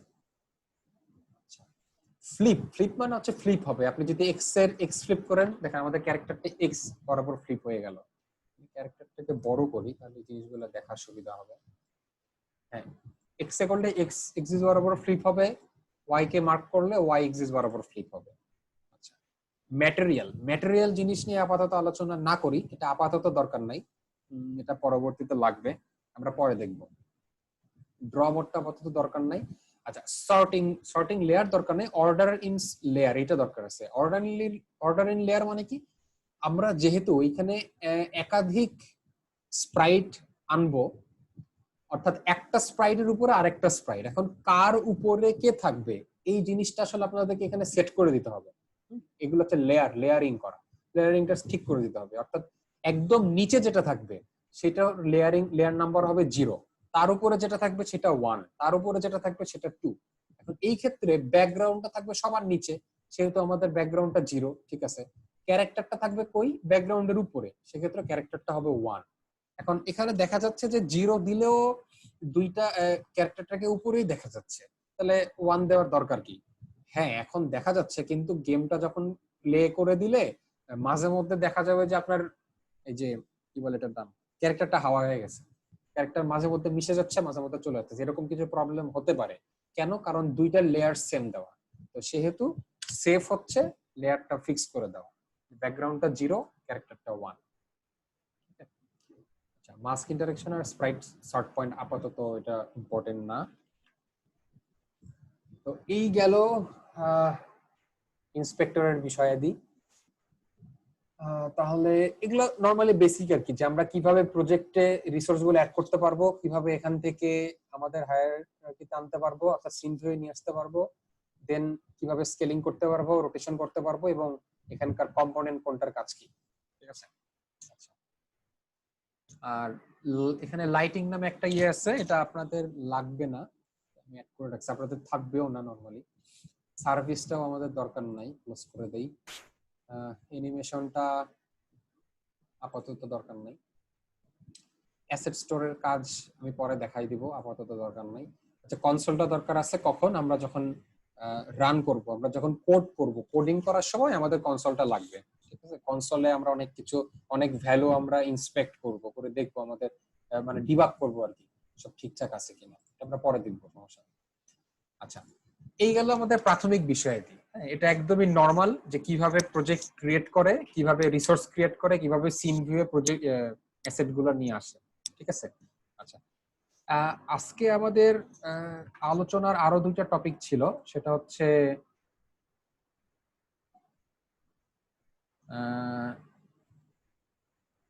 এই যে রিজিড বডি আর কলাইডার, এই দুটো বিষয় নিয়ে আমরা একটু আলোচনা করব এখন। এখন আপনাদের প্রথমে বলছিলাম ফিজিক্স ইঞ্জিন, বললাম না যে প্রথমে গেম ইঞ্জিন আমাদেরকে একটা ফিজিক্স ইঞ্জিন প্রোভাইড করে, যেটার সাহায্যে আমরা কলিশন ডিটেক্ট করতে পারবো এবং ফিজিক্স রিলেটেড যে বিষয়গুলো সেগুলো আমরা হ্যান্ডেল করতে পারবো। তো যেহেতু এটা একটা 2D ওয়ার্ল্ড, আমরা 2D গেমের ক্ষেত্রে এটা একটা 2D ওয়ার্ল্ড, অর্থাৎ 2D ওয়ার্ল্ডের জন্য 2D ফিজিক্স, এখানে তো 3D ফিজিক্স থাকবে না। ঠিক আছে, আমরা 2D ওয়ার্ল্ডের জন্য 2D ফিজিক্স নিয়ে কাজ করব। তো ইউনিটিতে 2D ফিজিক্স নিয়ে যেই কম্পোনেন্টটা হ্যান্ডেল করে সেটার নাম আসলে rigid body 2D। Rigid body 2D এটার কাজই হচ্ছে যাবতীয় ফিজিক্স রিলেটেড ইস্যু নিয়ে কাজ করা। যেমন আমি যেহেতু ক্যারেক্টার, এই ক্যারেক্টারটা দৌড়াবে, জাম্প করবে, এখন জাম্প করলে তার তো গ্র্যাভিটি লাগবে, তাই না? এটা তো গ্র্যাভিটি লাগবে, না হলে তো জাম্প দিলে দেখা যাবে জাম্প দিয়ে ওখানেই আছে, নিচে নামতেছে না। তো সেক্ষেত্রে আমাদের অবশ্যই ক্যারেক্টারের সাথে একটা rigid body 2D component attached করতে হবে, না হলে এর উপর ফিজিক্স রিলেটেড ফর্মুলাগুলো অ্যাপ্লাই হবে না। সেক্ষেত্রে আমরা যেটা করব, ক্যারেক্টারটাকে ক্লিক করব, করে ইন্সপেক্টরে অ্যাড কম্পোনেন্টে ক্লিক করবেন, করলে এখানে যে সার্চ অপশন আছে এখানে লিখবেন RIGID, এই রিজিড লিখলে দেখবেন দুইটা আসছে, রিজিড বডি 2D আর রিজিড বডি। এখানে রিজিড বডিটা হচ্ছে 3D এর জন্য আর রিজিড বডি 2D টা হচ্ছে 2D এর জন্য। এই ক্ষেত্রে আমরা 2D সিলেক্ট করব। আচ্ছা, এই হলো একটা কম্পোনেন্ট অ্যাড হয়ে গেল, ক্যারেক্টারের সাথে একটা কম্পোনেন্ট অ্যাড হয়ে গেল। এখন এই রিজিড বডি 2D তে দেখেন অনেকগুলো অপশন আছে, বডি টাইপ, ম্যাটেরিয়াল, সিমুলেটেড। হ্যাঁ, তারপর এখান থেকে ইম্পর্টেন্ট হচ্ছে ম্যাস, অর্থাৎ ফিজিক্স মানে তো অবশ্যই ভর থাকবে, অর্থাৎ এই যে আমার ক্যারেক্টার এর তো একটা ভর থাকবে, তাই না? এই ভরটা আপনি সিলেক্ট করে দিতে পারবেন, এখানে লিনিয়ার ড্র্যাগ দিলে দিতে পারবেন, না দিলে নাই, অ্যাঙ্গুলার ড্র্যাগ থাকলে থাকবে, না থাকলে নাই। গ্র্যাভিটি, এটা হচ্ছে আমার গ্র্যাভিটি স্কেল কি পরিমাণ থাকতে পারে। ঠিক আছে, কলিশন ডিটেকশন ডিসক্রিট নাকি অন্য কিছু আমরা দেখতেছি পরে। তা আমরা আপাতত দেখি বাই ডিফল্ট যেরকম আছে এরকম আমরা একটু গেমটা প্লে করে দেখি কি হয়। তার আগে একটু ছোট করে নেই। আচ্ছা, গেম প্লে করার জন্য যেটা করবেন, গেমে যাবেন, যে এই যে প্লে বাটনটা প্লে করে দেন।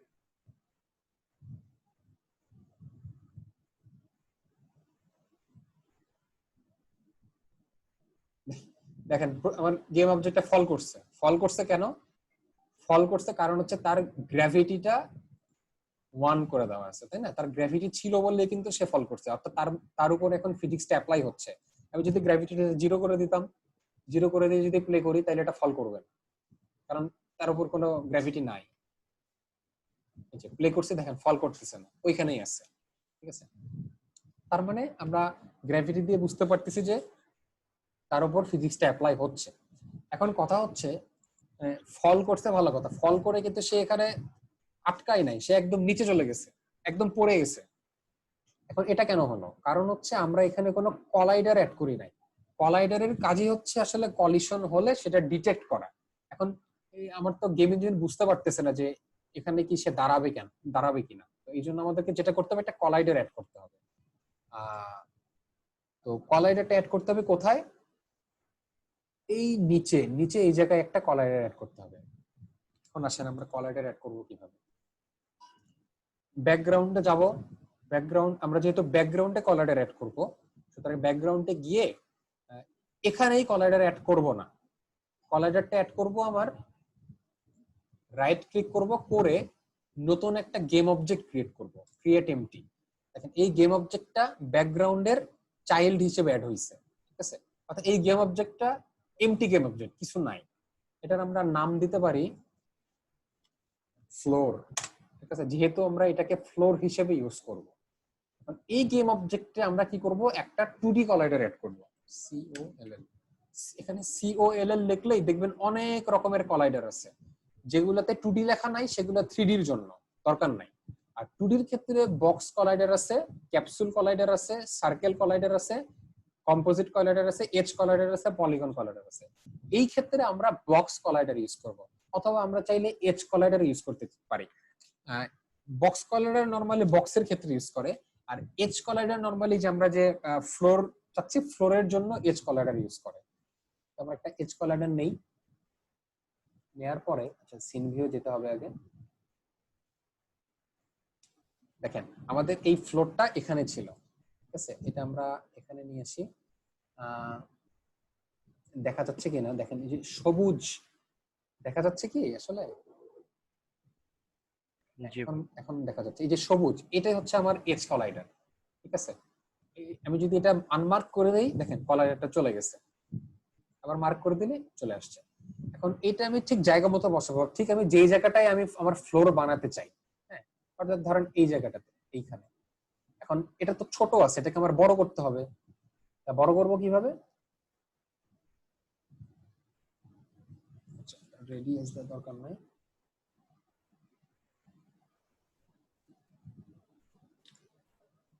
পয়েন্ট বসাও করা যায়। নরমালি আমরা একটা কাজ করতে পারি, যে এখানে এডিট কলাইডার দেওয়া আছে না, এডিট কলাইডার একটা ক্লিক করবেন, করার পরে এই যে এখানে এই পাশে ক্লিক করে টান দিলেই, এই পাশে ক্লিক করে টান দিলেই এটা বড় হয়ে যাবে। আবার এই পাশে ক্লিক করে টান দিলে এটা এইদিকে বড় হবে।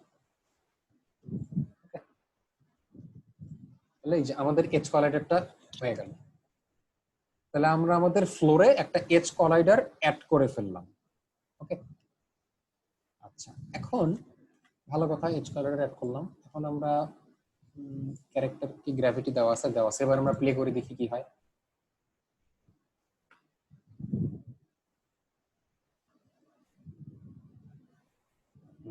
দেখেন তাও আটকালো না, পড়ে গেল। কেন পড়ে গেল? কারণ কলাইডারটা খালি একটা বস্তুর উপর থাকলেই হবে না, দুইটার উপরই থাকতে হবে। এখন আমি ফ্লোরে কলাইডার অ্যাড করছি, কিন্তু আমার ক্যারেক্টারে কলাইডার কিন্তু আমি অ্যাড এখনো করি নাই, এই জন্য কলিশনটা ডিটেক্ট হচ্ছে না ঠিকঠাক। তো এই জন্য আমরা যেটা করব, আমরা ক্যারেক্টারেও একটা কলাইডার অ্যাড করব। এখন এই ক্ষেত্রে আমরা কোন কলাইডার অ্যাড করব? আচ্ছা, আমরা যদি খুব সিম্পলি কাজ করতে চাই, আমরা বক্স কলাইডার অ্যাড করতে পারি, বক্স কলাইডার অ্যাড করে কাজ করতে পারি।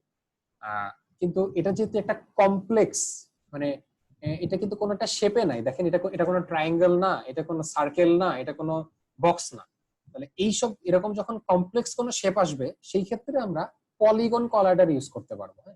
পলিগনে ক্লিক করেন, পলিগন কলাইডারে ক্লিক করলেই সিন ভিউয়ে যাই আমরা। এই যে দেখেন এটা পুরা এই যে সাইড দিয়ে দিয়ে ওর যেই বর্ডারটা, ক্যারেক্টারে বর্ডার দিয়ে দিয়ে কিন্তু একটা পরে একটা এই কি বলে কলাইডার অ্যাড হয়ে গেছে। তাহলে আমাদের পলিগন কলাইডারটা অ্যাড করে দিলাম ক্যারেক্টারে। এবার আমরা প্লে করি।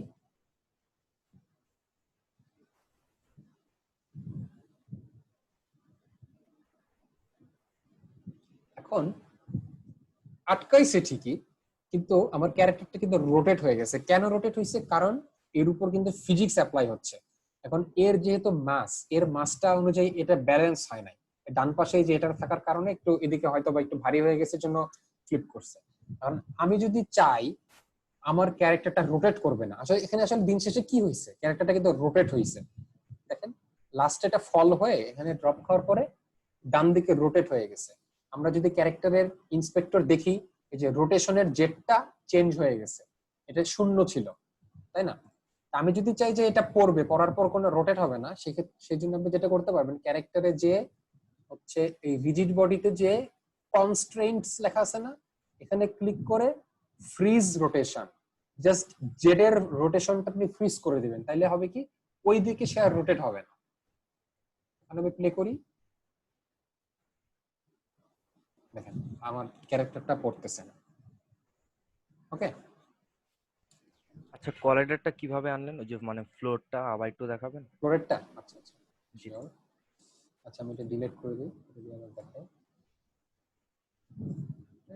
জাস্ট নরমালি অ্যাড কম্পোনেন্টে যাব, যে সিও ডবল এল লিখলে না অপশন না মানে ফ্লোরের এখানে মানে কি অ্যাড করেছেন? মানে ব্যাকগ্রাউন্ডে গিয়ে রাইট ক্লিক মানে কি অ্যাড করেছেন? ও আচ্ছা আচ্ছা আচ্ছা, ফ্লোরে এখানে আমি একটা গেম অবজেক্ট অ্যাড করেছি। এখানে রাইট ক্লিক করলে আপনি যে ক্রিয়েট এমটি ক্লিক করলে এখানে একটা এমটি গেম অবজেক্ট ক্রিয়েট হবে। আচ্ছা আচ্ছা ঠিক আছে, দেন এটাকে আমি রিনেম করলাম,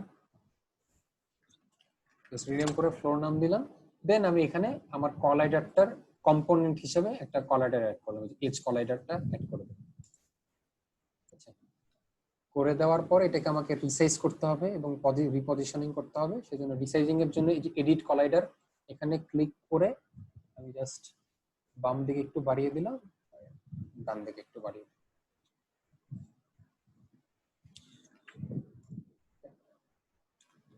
এই হলো আমার রিজিড বডি আর কলাইডার অ্যাড করার বিষয়।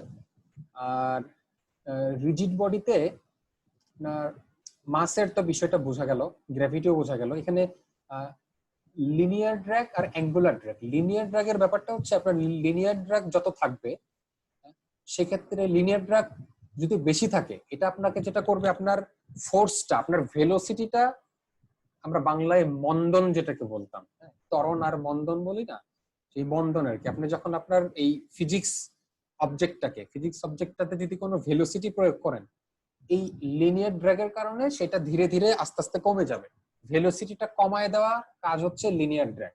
ঠিক আছে, ঘর্ষণ, এর ড্র্যাগ মানে তো ঘর্ষণ বল, ঘর্ষণ বলের কারণে আপনার ভেলোসিটিটা কমে যাবে। আর অ্যাঙ্গুলার ড্র্যাগ যেটা কৌণিক ঘর্ষণ, অ্যাঙ্গুলার ড্র্যাগের জন্য আপনারা এটা যদি কোনো কারণে রোটেট করাতেন, রোটেট করালে সেই রোটেশনটা ধীরে ধীরে কমে যাবে। অর্থাৎ আপনি খুব একটা বড় কোন সারফেসের মধ্যে দিয়ে রোটেট করাই দিয়েছেন, রোটেট হতে হতে হতে হতে আস্তে আস্তে আস্তে আস্তে সেটা কমে যাবে। ঠিক আছে, এটা হচ্ছে আপনার অ্যাঙ্গুলার ড্র্যাগের কাজ। আচ্ছা, তাহলে রিজিড বডি আর কলাইডার সম্পর্কে মোটামুটি ক্লিয়ার হয়েছে তো মনে হয় নাকি? আর কোনো প্রশ্ন আছে এই বিষয়ে?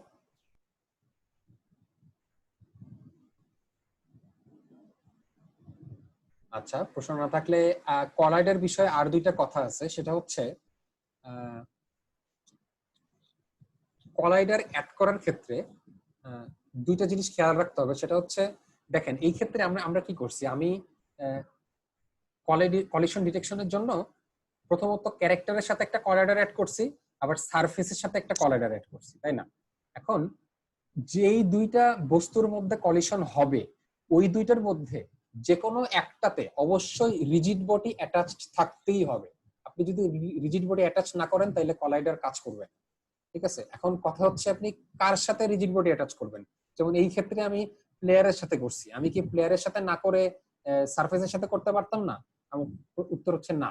কারণ কি, এখানকার নিয়মটা হচ্ছে, রুলসটা হচ্ছে যে আপনার যেই অবজেক্টটা ডাইনামিক হবে, অর্থাৎ যেই অবজেক্টটা মুভ করবে, সেই অবজেক্টের সাথে আপনার রিজিড বডি থাকবে। আর যেই অবজেক্টটা স্ট্যাটিক হবে, অর্থাৎ মুভ করবে না, যেমন এই ক্ষেত্রে আমাদের ফ্লোরটা কিন্তু মুভ করবে না, ফ্লোরটা স্ট্যাটিক। তো স্ট্যাটিক অবজেক্টের ক্ষেত্রে আমরা কোনো রিজিড বডি অ্যাড করব না, জাস্ট কলাইডারটা অ্যাড করব। আর হচ্ছে ডাইনামিক অবজেক্টের ক্ষেত্রে রিজিড বডিও অ্যাড করতে হবে, দেন কলাইডারও অ্যাড করতে হবে। ওকে, আচ্ছা, এটা হচ্ছে বিষয়। এটা না করলে আর কি কলিশনটা ঠিকঠাক কাজ করবে না। আচ্ছা, আর কলাইডারের সাথে মূলত দুই ধরনের কলাইডার আমাদেরকে প্রোভাইড করে। ঠিক আছে, মানে দুই ধরনের অপশন আছে। প্রথমত এই যে ইজ ট্রিগার নামে একটা অপশন আছে, দেখেন ইজ ট্রিগার টিক দেওয়া যায়, আবার আনমার্ক করা যায়। আনমার্ক করলে এটা হচ্ছে কলাইডার, আর মার্ক করে দিলে এটা হচ্ছে একটা ট্রিগার কলাইডার। তো ইস্ট্রিগারের কাজ কি? ইস্ট্রিগার যখন হবে, ইস্ট্রিগারের কাজ হচ্ছে আমি যদি ইস্ট্রিগার না দেই, ইস্ট্রিগার না দিলে আমি যখন প্লে করব আমার অবজেক্টটা এখানে এসে থেমে যাবে। অর্থাৎ আমাকে এই কলাইডারটা পুরো বাধা দিচ্ছে, মানে কলাইডারটা একদম পুরো ওয়ালের মতো কাজ করতেছে, অর্থাৎ এই ওয়াল ভেদ করে আমি যেতে পারতেছি না। কিন্তু আমি যদি ফ্লোরটা স্ট্রিগার করে দিতাম তাহলে এই কলাইডারটা আমাকে জাস্ট মানে ডিটেক্ট করতে পারবে যে হ্যাঁ কিছু একটা আমার সাথে কলাইড করছে, কিন্তু আমাকে বাধা দিতে পারবে না। অর্থাৎ এটা একটা লেজার সেন্সরের মতো কাজ করবে, ঠিক আছে? সেন্সর কিন্তু আমাকে বাধা দিতে পারে না, লেজার জাস্ট ডিটেক্ট করতে পারে যে হ্যাঁ ওর ভিতর দিয়ে কিছু একটা গেছে। যেমন এখন যদি আমি প্লে করি এখানে বাধা পাবে না, এটা চলে যাবে, মাঝখান দিয়ে চলে যাবে, মাঝখান দিয়ে চলে গেছে। কিন্তু এই যখনই মাঝখান দিয়ে চলে গেল ও কিন্তু ডিটেক্ট করে ফেলছে। এটা আমি এখন এখানে দেখাতে পারতেছি না, কারণ এটা দেখাতে গেলে কোড লাগবে। আমরা নেক্সট দিন যখন কোড করব তখন আমরা কোডিং এর মাধ্যমে এখানে আমরা দেখতে পাবো যে ডিটেক্টটা করতেছে, ঠিক আছে? এই ইস্ট্রিগারের কাজ আসলে অনেকটা লেজার সেন্সরের মতো, জাস্ট ডিটেক্ট করা যে হ্যাঁ এই এর ভিতর দিয়ে কিছু একটা পাস হয়েছে। ওকে, নরমালি কলাইডার দিয়েও ডিটেক্ট করা যায়, কিন্তু ওইটা দিয়ে আপনার হবে না আর কি, পাস করতে পারবে না, জাস্ট একদম আটকায় দিবে। আমরা ফ্লোরটাকে স্টিকার উঠাই দিই যেহেতু এটা স্টিকার হবে না। তো এই হচ্ছে আমাদের নরমালি আজকের বিষয় দিয়ে এতটুকু ছিল। কারো কোনো প্রশ্ন থাকলে বলতে পারেন।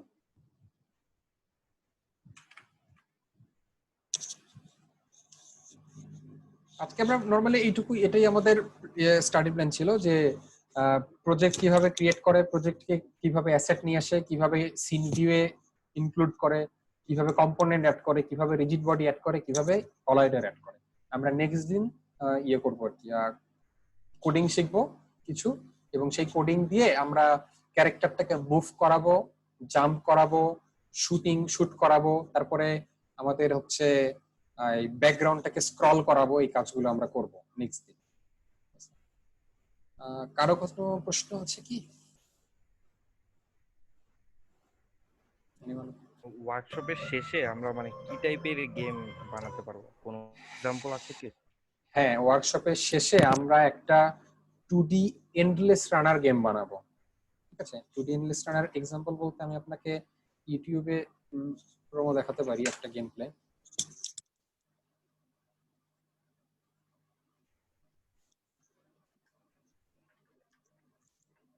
আমার প্ল্যান ছিল একটা 2D এন্ডলেস রানার গেম বানানো, একটা প্ল্যাটফর্মার গেম বানানো, কিন্তু আসলে আমাদের টাইম লিমিট প্রতিদিন 1.5 ঘন্টা করে, তো 1.5 ঘন্টা সময়ে 4 দিনে আসলে সম্ভব না।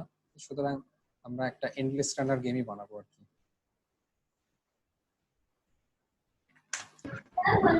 হ্যালো ভাই, শুনতে পাচ্ছেন? হ্যাঁ হ্যাঁ শুনতে পাচ্ছি। হ্যাঁ, আপনারা যদি মনে করেন নিজেরাও হচ্ছে গেম ডেভেলপমেন্ট, আপনি তো মানে এবিসিডি টাইপের দেখাই দিচ্ছেন, আমরা যদি নিজেরাও হচ্ছে গিয়ে কোনো ডেভেলপ করতে চাই, মানে কি রিসোর্স ফলো করা উচিত একটু যদি বলতেন আর কি। হ্যাঁ হ্যাঁ শিওর অবশ্যই বলবো।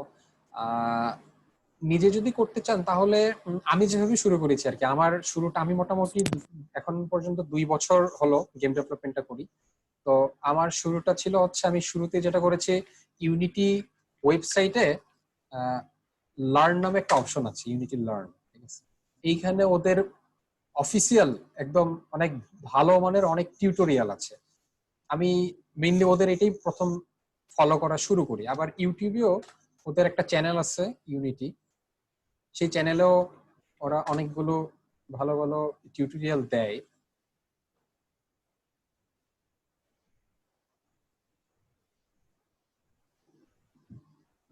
এই যে চ্যানেলটা, এখানে প্রচুর টিউটোরিয়াল আছে।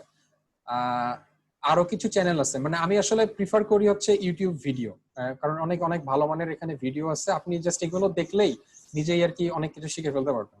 আরেকটা হচ্ছে, আমি নিজে আসলে ভাবে ফলো করি, বাট হচ্ছে কি মানে আপনারা যেহেতু আগে থেকে এক্সপেরিয়েন্স, তো আপনারা ধরো বেটার বলতে পারবেন নিজে একটা জিনিস আসলে এক্সপ্লোর করার থেকে, আপনারা যেহেতু বলে দিলে। আপনি আরেকটা করবেন এই যে ব্র্যাকিস, ব্র্যাকিসের। হ্যাঁ হ্যাঁ বলুন। এআর ভিআর গেমের জন্য কি অনলাইনে এরকম রিসোর্স আছে, মানে এআর ভিআর গেম ডেভেলপমেন্ট, আপনি কি জানেন? আচ্ছা আচ্ছা, হ্যাঁ এআর ভিআর সম্পর্কেও নয়েজ হচ্ছে কার জন্য?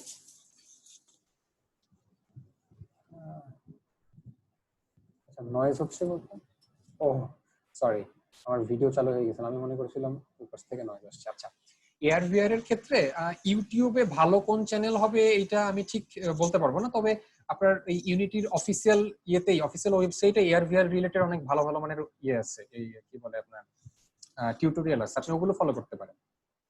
এআর ভিআর নিয়ে আসলে আমি ওইরকম কাজ করিনি, সেজন্য আসলে বলতে পারছি না যে ইউনিটিতে এরকম ভালো কি আছে। তবে ইয়েতে দেখেছি আর কি, ওদের অফিসিয়াল ওয়েবসাইটে প্রচুর প্রচুর প্রচুর অনেক ভালো মানের ইয়ে আছে, কি বলে রিসোর্স আছে, আপনি সেগুলো ফলো করতে পারেন। ওদের এখান থেকে একবার একটা গেম নামে হচ্ছে টিউটোরিয়াল হিসেবে রান দিছিলাম। আমার ভাই স্পেসিফিকেশন বলতে আসলে আমি ল্যাপটপ ইউজ করি আর 8 GB র্যাম। আমার মানে একটা ইন্ডাকশন কুকারের মতো গরম হয়ে গেছিল, মানে আমি উপর থেকে মানে ভয় আর হচ্ছে রান করানো হয় না অ্যাকচুয়ালি। মানে আচ্ছা এআর ভিআর এর ক্ষেত্রে এটা একটু প্রবলেম, একটু হাই কনফিগারেশন হলে ভালো হয় আর কি।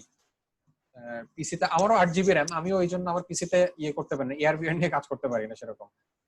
নরমালি এই ওই 3D 2D এই টাইপের গেমগুলো নিয়ে কাজ করতেছে। আর আমাদের ভার্সিটিতে যে ভিআর ল্যাব আছে, হ্যাঁ আচ্ছা শেষ করেন ভাইয়া। আমাদের ভার্সিটিতে যে ভিআর ল্যাবটা ছিল ওইখানে আর কি কিছু ট্রাই করেছিলাম, তো তখন আর কি আমি এই ইউনিটির যে অফিসিয়াল ওয়েবসাইট ওই ওয়েবসাইট থেকে দেখেছিলাম।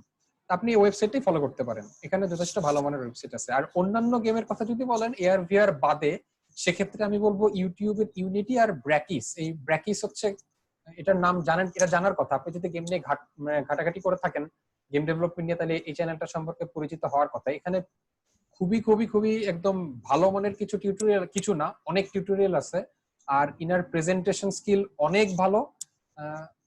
তবে রিসেন্টলি বলছে যে বন্ধ করে দেবে। হ্যাঁ আমি ওইটা গতকাল দেখলাম, গতকালকে ছিল, বন্ধ করে দেবে বলতে ওনারা অন্য কিছুতে শিফট হবে। ডিসকর্ড সার্ভারটা এখন পর্যন্ত আছে, ভালো কমিউনিটি।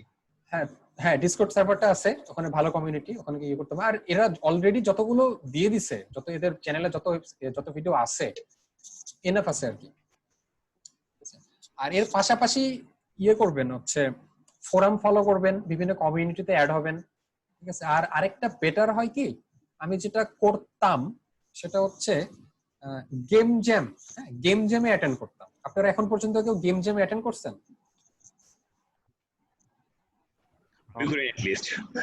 আচ্ছা each.io এটা একটা ওয়েবসাইট আছে। গেম জ্যাম হচ্ছে আপনার গেম ডেভেলপমেন্ট কন্টেস্ট আর কি, ঠিক আছে। এটা এই যে each.io তে ঢুকবেন, ঢোকার পর একটা অ্যাকাউন্ট ক্রিয়েট করে ফেলবেন, দেন এই যে জ্যামস লেখা আছে এখানে যাবেন।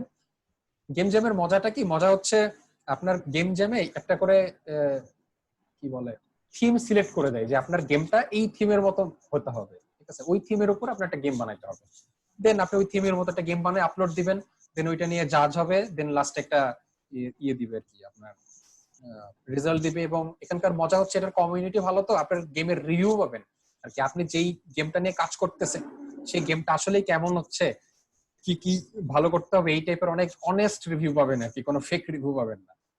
সেই জন্য গেম জ্যাম করাটা ভালো, এটা আপনারা চাইলে করতে পারেন ইনস্টোটাইতে। এই তো, আর কোন প্রশ্ন? তো ইন্টারাপ্ট করব একটু প্লিজ। ওই আমি একটু চ্যাট বক্সে ইয়ে দিয়েছি, লিংকটা দিয়েছি, রেজিস্ট্রেশন লিংকটা, কাইন্ডলি সবাই যদি একটু কাইন্ডলি রেজিস্ট্রেশন করে ফেলতেন, তাহলে নেক্সট প্রোগ্রামের জুম লিংকটা আমরা ইমেল করতে পারবো। সো যারা যারা ইন্টারেস্টেড প্লিজ কাইন্ডলি, আমি আগেও দিয়েছিলাম চ্যাট বক্সে, এখন আবার দিয়ে একটু মেনশন করছি, কাইন্ডলি যদি একটু সবাই একটু রেজিস্ট্রেশন করে ফেলতেন ভালো হতো। আর আমি একটা স্ক্রিনশট নিতে চাচ্ছি, আপনারা যারা যারা এখন আছেন 17 জন পার্টিসিপেন্ট, আপনারা কি কাইন্ডলি একটু ভিডিওটা অন করবেন, so that we can take a screenshot for today's program. And you are by the way you are done right Niaz? Yeah sure, আমার আজকের মতো ওকে। যদি কারো কোনো প্লিজ আমি নেটওয়ার্কের সমস্যার কারণে মাঝখানে বিশাল অংশ দেখতে পারি নাই, শুরুতে ছিলাম আর শেষে ছিলাম। তো এটা কি রেকর্ড করা হইতেছে? আর রেকর্ড করা হইলে কি কোনো জায়গাতে দেওয়া হবে? হ্যাঁ এটা রেকর্ড করা হচ্ছে, আমি অলরেডি শুরুতে রেকর্ডিংটা অন করে দিয়েছি। আর এটা কোথায় দেওয়া হবে, আপলোড করা হবে কোথায়? আমাদের একটা ওয়েবসাইট আছে, গ্রুপ আছে, I think we can do it in that গ্রুপে। সবাইকে আসলে গ্রুপের লিংকটা দেওয়া উচিত ছিল, right? Just hold on a second, আচ্ছা এখন দিয়ে দেন। হ্যাঁ এখনই দিচ্ছি, just give me a minute. ততক্ষণে সবাই একটু রেজিস্ট্রেশনটা কাইন্ডলি করে নেন, তাহলে আমি ইমেলেও পাঠাতে পারবো স্যার যারা গ্রুপের আগে ইয়েটা। করেছি তাদেরও কি করতে হবে? Shihab, if you have the link, group link with you, can you share it, please? জি আপু দিচ্ছি। Do you have it with you? I have to log in again in my দেখছি Facebook. দেখছি। দেখো একটু যদি থাকে একটু শেয়ার করে দাও না সবার জন্য। কোনটা বুঝছো তো? ওই যে ওইটা মেকার স্পেসের যেটা। আচ্ছা আপু রেজিস্ট্রেশনের লিংকটা আবার একটু দেন তো, মিস হয়ে গেছে এখন। অনলাইন প্রোগ্রাম আমেরিকান সেন্টার এই গ্রুপটা তো, তাই না আপু? লাস্টে যে নতুন একটা গ্রুপ করা হলো না সেগমার সাথে, যে প্রোগ্রাম করলাম আমরা। জি জি, online program of maker space. হ্যাঁ হ্যাঁ হ্যাঁ হ্যাঁ, ওইটা ওইটা ওইটা জি, ওইটা দিয়ে একটু দিচ্ছি। কাইন্ডলি। আচ্ছা আমি লিংকটাও শেয়ার দিয়েছি, রেজিস্ট্রেশন লিংকটা। কাইন্ডলি আমরা কি এখন একটু স্ক্রিনশট নিতে পারি সবার, যারা যারা একটু ভিডিও অন করতে পারবে?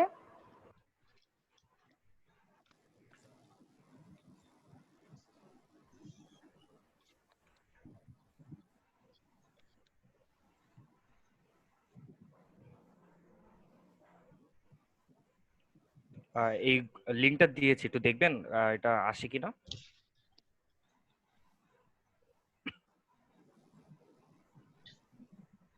হ্যাঁ লিংকটা কাজ করছে, আমি দেখলাম। Thank you.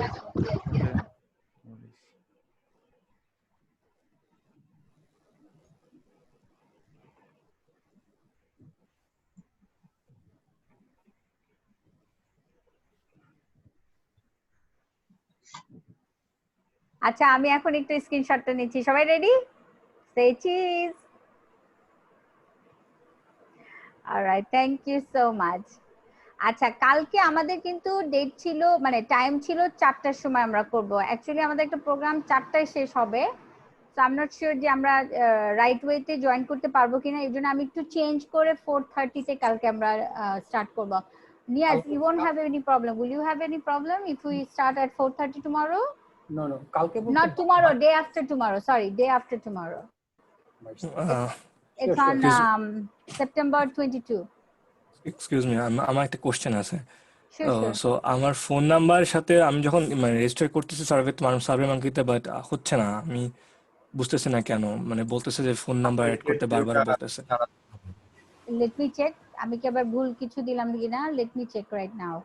মোস্ট প্রবাবলি আপনি +88 ব্যবহার করছেন, জাস্ট 01 দিয়ে আপনার ফোন নাম্বারটা লিখুন, তাহলে নিয়ে নেবে। হ্যাঁ আর একটা প্রবলেম, আমি হচ্ছে দেশের বাইরে থাকি, সো আমার ফোন নাম্বার হচ্ছে 9 ডিজিটের। সো আচ্ছা ঠিক আছে, জাস্ট রাইট ইট ডাউন। সেটা এই কোড নাম্বার না দিয়ে জাস্ট ফোন নাম্বার লিখলেই ওকে হবে। ওকে, থ্যাংক ইউ। ঠিক আছে, সেল ফোন নাম্বার, জেন্ডার। আচ্ছা আচ্ছা, হ্যাঁ না আপনি ট্রাই করে আমাকে আবার একটু ফিডব্যাক দেন কোনো সমস্যা হচ্ছে কিনা। আচ্ছা তাহলে কালকে আমরা 4:30 তে আমাদের প্রোগ্রামটা করব, ঠিক আছে? সো আমি তো অ্যাকচুয়ালি সবাইকে ইমেল পাঠাবো, ইমেল আমি মেনশন করব টাইমিংটা। সো যারা যারা এখন প্রেজেন্ট আছে তাদেরকে বলে দিচ্ছি, 16 people we are together today, right now we are. So কালকে 4:30 তে আমাদের হবে, আর কাইন্ডলি সবাই একটু রেজিস্ট্রেশন করে ফেলবেন, so that day after tomorrow আমি যখন আপনাদেরকে পাঠাবো I have all the email address. আমরা এসএমএস পাঠাতে পারছি না, আর আপনি কোনো ফ্রেন্ড বা কাউকে যদি ইনভাইট করতে চান লিংকটা দিয়ে দিতে পারেন, দে ক্যান জয়েন। ওকে, জি আমার রেজিস্ট্রেশন হয়েছে, thank you. Thank you so much. Acha, Niyaz, you have last minute, you want to say anything? Oh no, okay, we're done today. We'll Okay. then we can continue. Okay. So আমাদের সবার সাথে আবার দেখা হচ্ছে সেপ্টেম্বরের 22 তারিখে 4:30 তে। So সবাই ভালো থাকবেন, সুস্থ থাকবেন। আল্লাহ হাফেজ। Thank you Niyaz for taking this wonderful session. Allah Hafiz everyone. Bye. Bye.